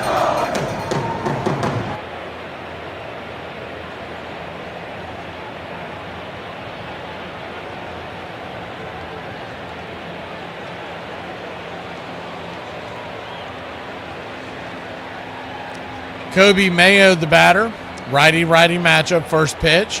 Fires a 95-mile-an-hour sinker just off the plate. It's 1-0. But yeah, that's just never getting put back in the bottle because you have to get through with the players union, and they're not going to give up 30 high-paying jobs. It was a dumb idea. The American League ruined it, and then the National League followed suit 50 years later, the 1-1, after that swing and a miss.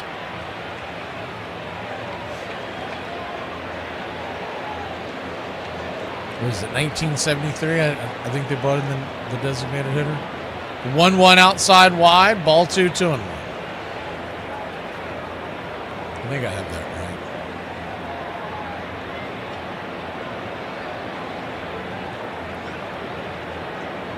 It was either 72 or 73. I'm going to look that up. That's going to bother me now. The 2-2 count. It was 73.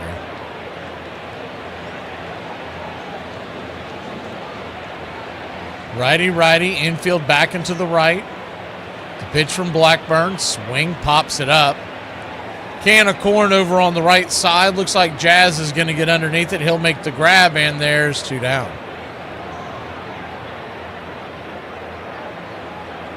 I love the ABS challenge system. I know there's probably some people who don't like it, but I like it.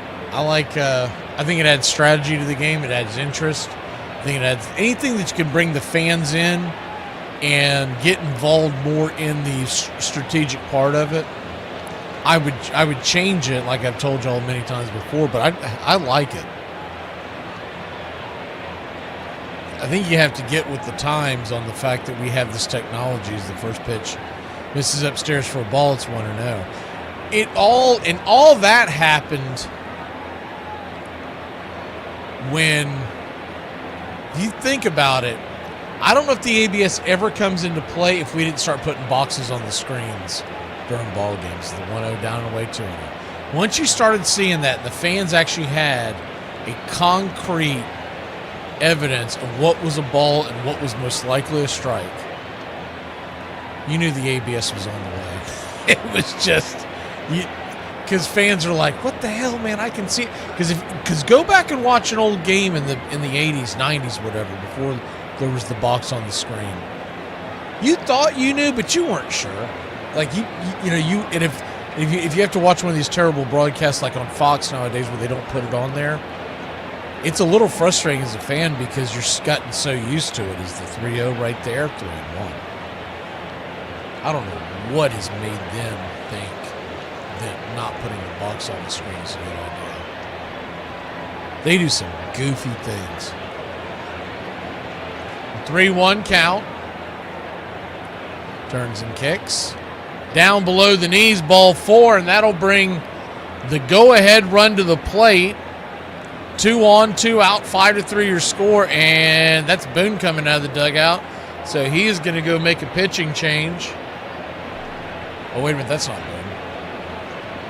That's Matt Blake. I thought it was Boone. I've never noticed how much they look alike. They could be brothers.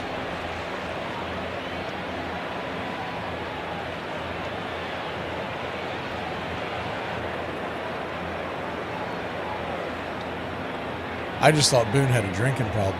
He looks like a much older version of Brett Boone. A more worn out version.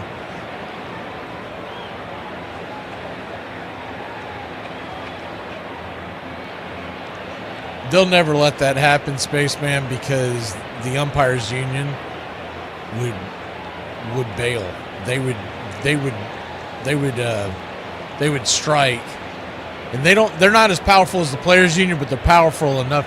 They want someone back there behind the plate because, once again, just like if you got rid of the DH system, you got rid of the home plate umpire, you're getting rid of a lot of jobs. Righty-lefty matchup, first pitch on the way, swing, pops it up, and that's going to end the inning, or at least it should. Underneath it, Can of Corn making the grab over there at third base is McMahon, and we'll go to that's Caballero. He came in to pinch hit. McMahon got hit by a pitch. We'll be going to the 9th inning in a 2-run game here in Baltimore.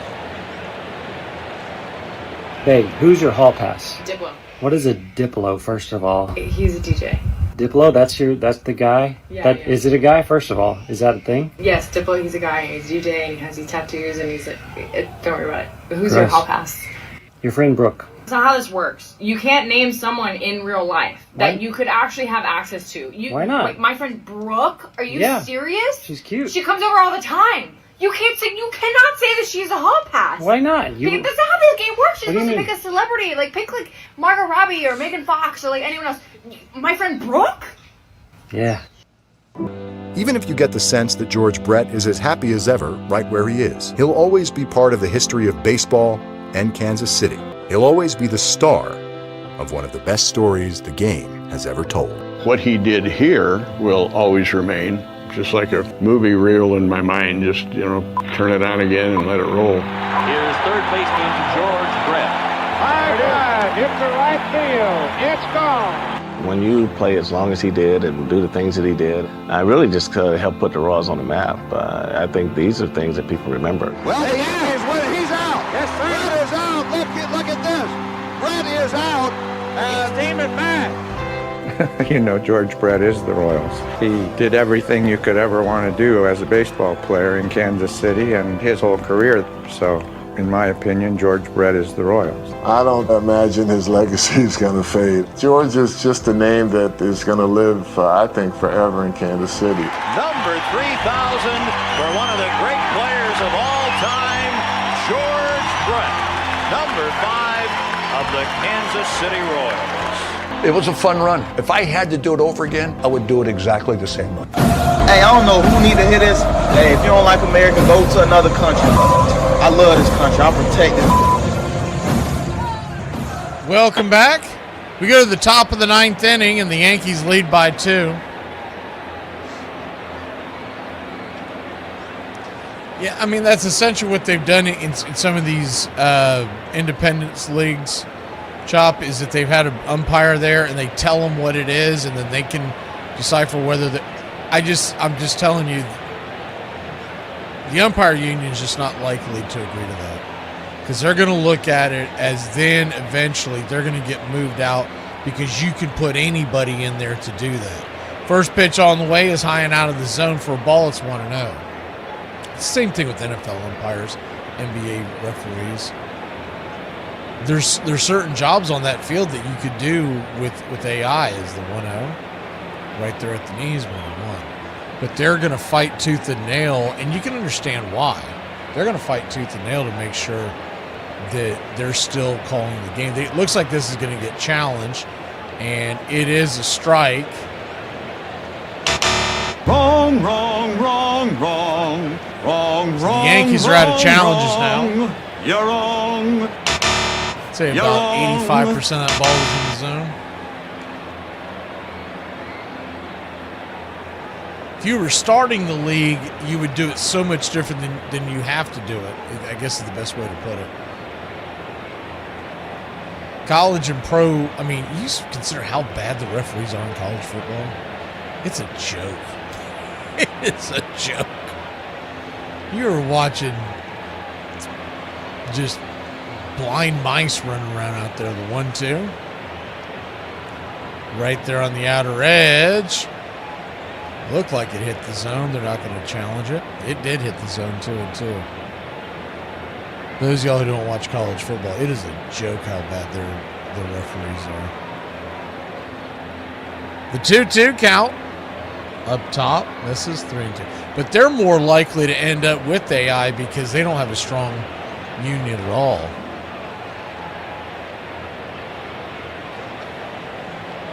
People who think like NFL umpires are bad and NFL referees are bad, no. You go watch some college football, you'll be like, bleh. 3-2 pitches down and in, ball 4, and that's a leadoff walk by the Yankees. And it's funny, every fan thinks that the conference that they watch is the worst. They're all equally bad. I can tell you from calling these games, from watching these games over the years, all the football that they are all bad. It doesn't matter if it's the Big Ten, SEC, ACC, they're all just horrific. Because most of them, it's not their full-time job. First pitch, swing and a miss. Four-seamer, 101 miles an hour, ripping right past Rice. It's on 1.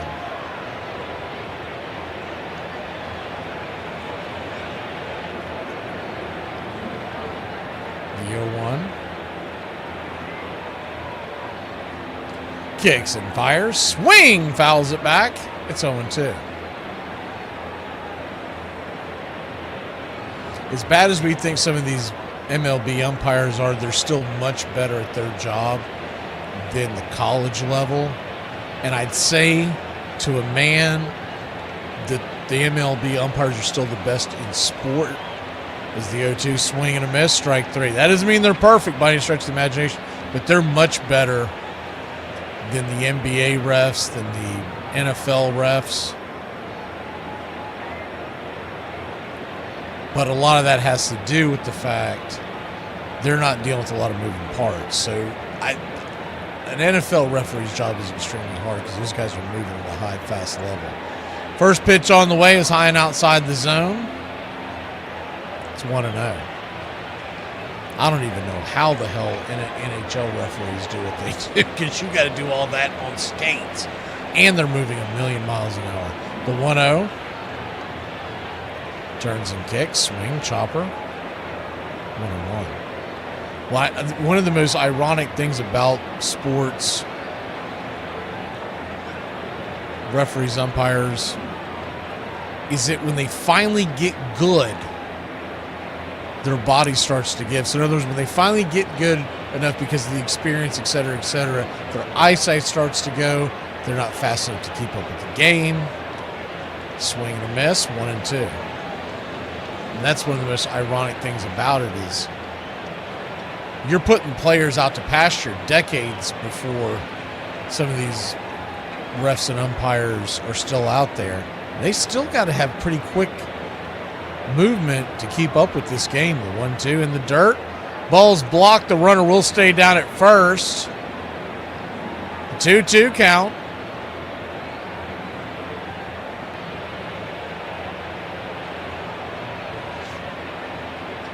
Infield playing back into the right. Double play depth.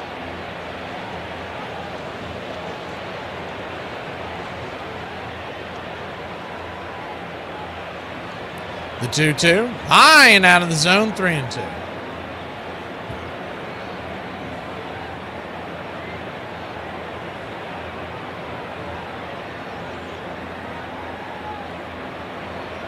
If people haven't picked up on it, I mean, we've talked about a little bit on the shows that we've done in the past, but y'all talking about the WNBA. I'm telling you right now is the payoff pitch. Swing and a miss, strike three. Throw comes down to second base, and it's going to be a throw them out.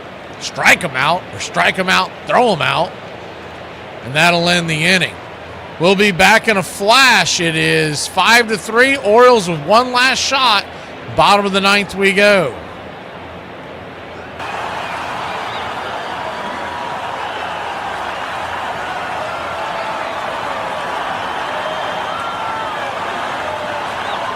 Mac McGee and I, we're on the same team. The Country Club for Braves Country Radio. And we need more players. We need you to help us win the battle against hunger and poverty. You can sponsor Braves Country Radio. Teamwork is what The Country Club for Braves Country Radio. it is all about.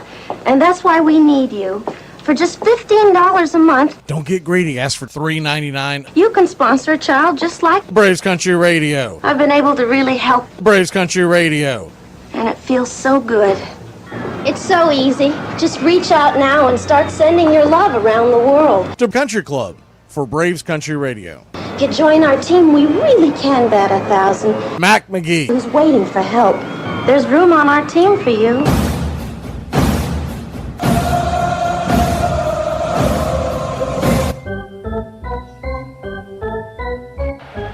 Yeah, the WNBA, they are doing what wrestling does, pro wrestling. All the stuff that you see in the media, all the stuff that you see in the complaining about this and that and the trans and all that stuff, put all that aside. The only reason why they're doing that is to get you to pay attention to their league, because the product on the actual court is terrible. So they're getting you to pay attention to the storyline just like pro wrestling does. And it's funny, a lot of fans just haven't picked up on it, but I picked up on it immediately. And when I see it on the news and when I change the channels, I'm like, this is just garbage. But the news continues to cover it because they know that people care, because it's a sensitive subject. But that's the only reason why it continues to do what they do. Because if you had a league who your best product on the court was being treated unfairly, there's no way you wouldn't make sure that you defend that person. But they do it because they know that half the people are going to go, there's nothing to see here, and the other half are going to go, this is ridiculous. And the argument is what's selling. They still don't have the numbers that the mainstream sports have, but they're doing better now than they ever did because people care about those issues. And I'm just like, man, all this is pro wrestling. First pitch on the way is high and out of the zone. It's 1-0. If I'm going to watch that, I'm going to rewatch the series Glow. If any of y'all ever saw that, that was actually pretty entertaining. Infield playing back and to the right. Pitch on the way is dropped in there for a strike.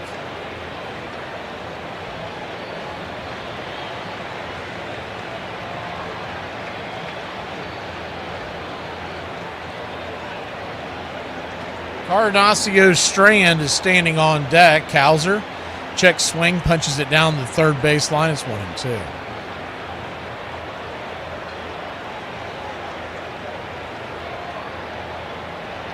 One-two count.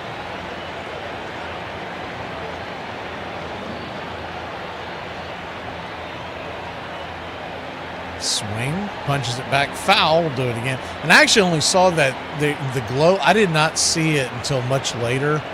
So like when it actually came on, I didn't know. I didn't really know it was any good. I guess it probably got canceled because I read up on it. It had to do with the production costs was a lot, and then of course creeping up with the pandemic didn't help. As the 1-2 pitch fouls it back. If you get a chance to go back and watch that, they only had like 3 seasons. That was incredibly entertaining. And I am not a pro wrestling fan by any stretch of the imagination, but it was really entertaining to show. I mean, I was when I was a little kid, but 1-2. Check swing. Did he go around? He checked down the line. He did not. 2-2. But hey, everybody's got their guilty pleasures. So I've got friends for years have been into pro wrestling. I don't beat them up for it. You know, I might giggle and give them a hard time like you do with anything, but I get it. Everybody's got their guilty pleasures. The 2-2 pitch swing, chops it on the ground. Jazz Chisholm will flip it over to first, and there's a 4-3 put out. One away.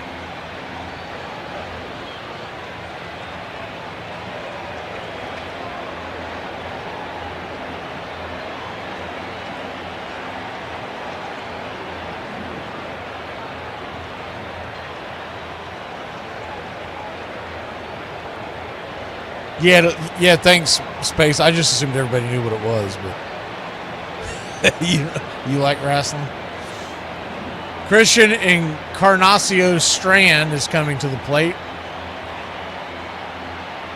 Righty-righty matchup.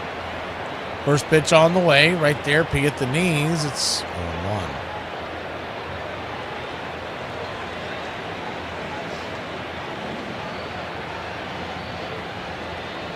Mine are usually bad sitcoms. I love sitcoms. The 0-1. Swing and a miss. It's 0-2.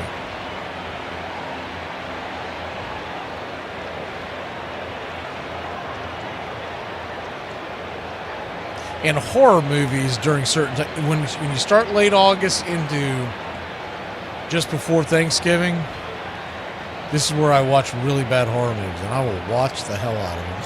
I don't care. I know they're stupid. The 0-2 pitch, outside wide, 1-2. I used to watch a lot more before I started doing this so much, because this is the time of year where you really dive into it, but I have to get in the right mood for it, and if I don't have like a full day off to watch the horror movies, I just don't even worry about the 1-2 pitch. Swing and a miss. Strike 3. Bednar blows it right by him, and there is 2 down. Yankees 1 out away from grabbing their 71st win. Baltimore Orioles in danger of falling to 5 under 500.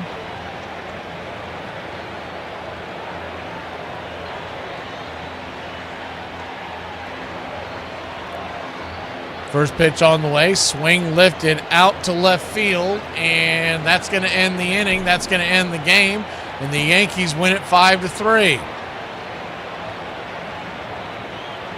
5 runs for the Yankees. 10 hits, no errors. 3 runs, 6 errors. 3 runs, 6 hits, no errors for Baltimore. Yeah, scary movies, and then depending on the time of year, just old movies that I've seen a million times. Month of February, Man, I watch the hell out of baseball movies. That's it. My doubleheader is done. Y'all have a good night. Yankees win 5-3. We won't talk about the first game. Never happened. I don't remember it. We'll see you tomorrow at 2:10 Eastern. The Braves go to Chicago to take on the White Sox. Grand home's on the hill, whether you like it or not, Braves country. We'll see you then.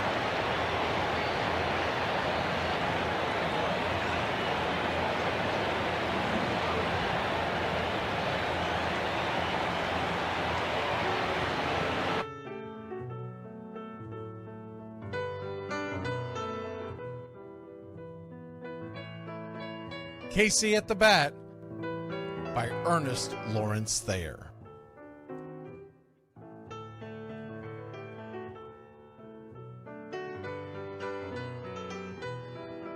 The outlook wasn't brilliant for the Mudville Nine that day.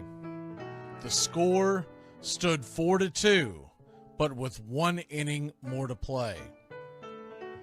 And when Cooney died at first and Barrows did the same, a pall-like silence fell upon the patrons of the game. A straggling few got up to go in deep despair. The rest clung to the hope which springs eternal in the human breast. They thought, if only Casey could but get a whack at that, we'd put up even money now with Casey at the bat.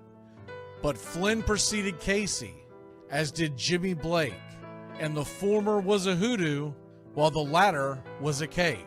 So upon that stricken multitude, grim, melancholy sat, for there seemed but little chance of Casey getting to the bat.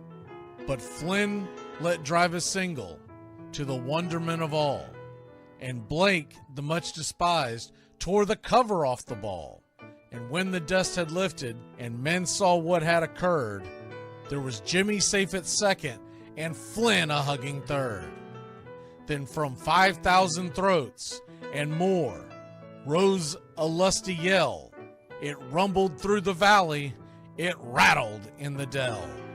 It pounded on the mountain and recoiled upon the flat, for Casey, mighty Casey, was advancing to the bat. There was ease in Casey's manner as he stepped into his place.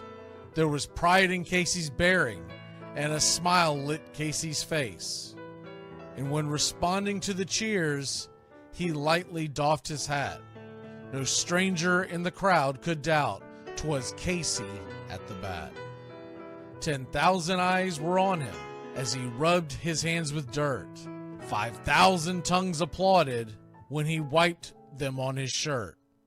Then while the writhing pitcher ground the ball into his hip, defiance flashed in Casey's eye, a sneer cooled Casey's lip. And now the leather-covered sphere came hurtling through the air, and Casey stood a-watching it in a haughty grandeur there.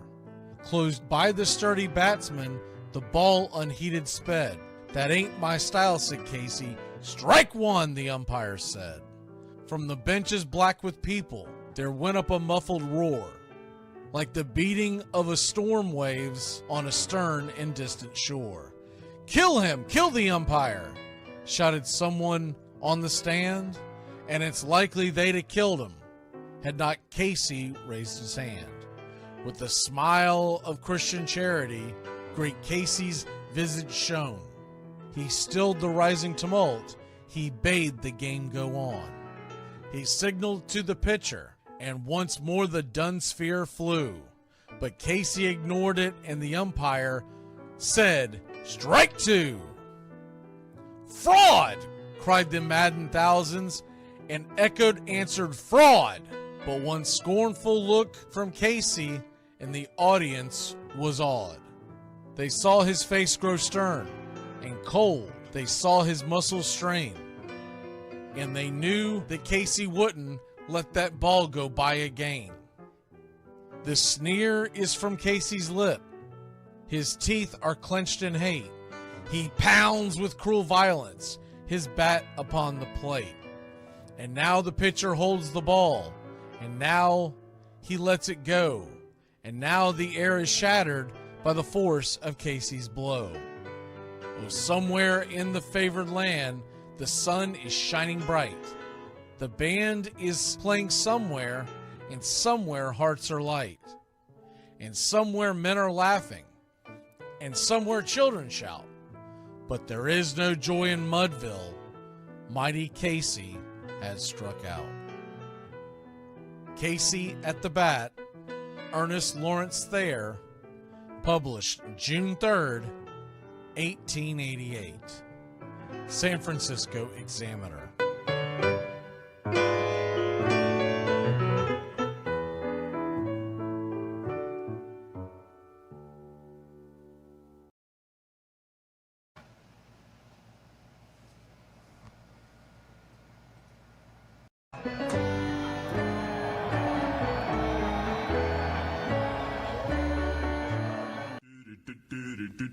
Goodbye, sweetheart. Well, it's time to go. We're back tomorrow with another show. Well, unless we're fired, we'll talk to you then. Goodbye, sweetheart. Goodbye. Goodbye. Guys and gals, it's time to go. We'll see you on the next show. Same bat time, same bat channel. It's closing time, y'all. You don't have to go home, but you can't stay here. Have a great one. On your way out, please like and subscribe. And don't forget to tip your favorite bartender. We'll see you. I'm Mac McGee, signing off for Braves Country Radio.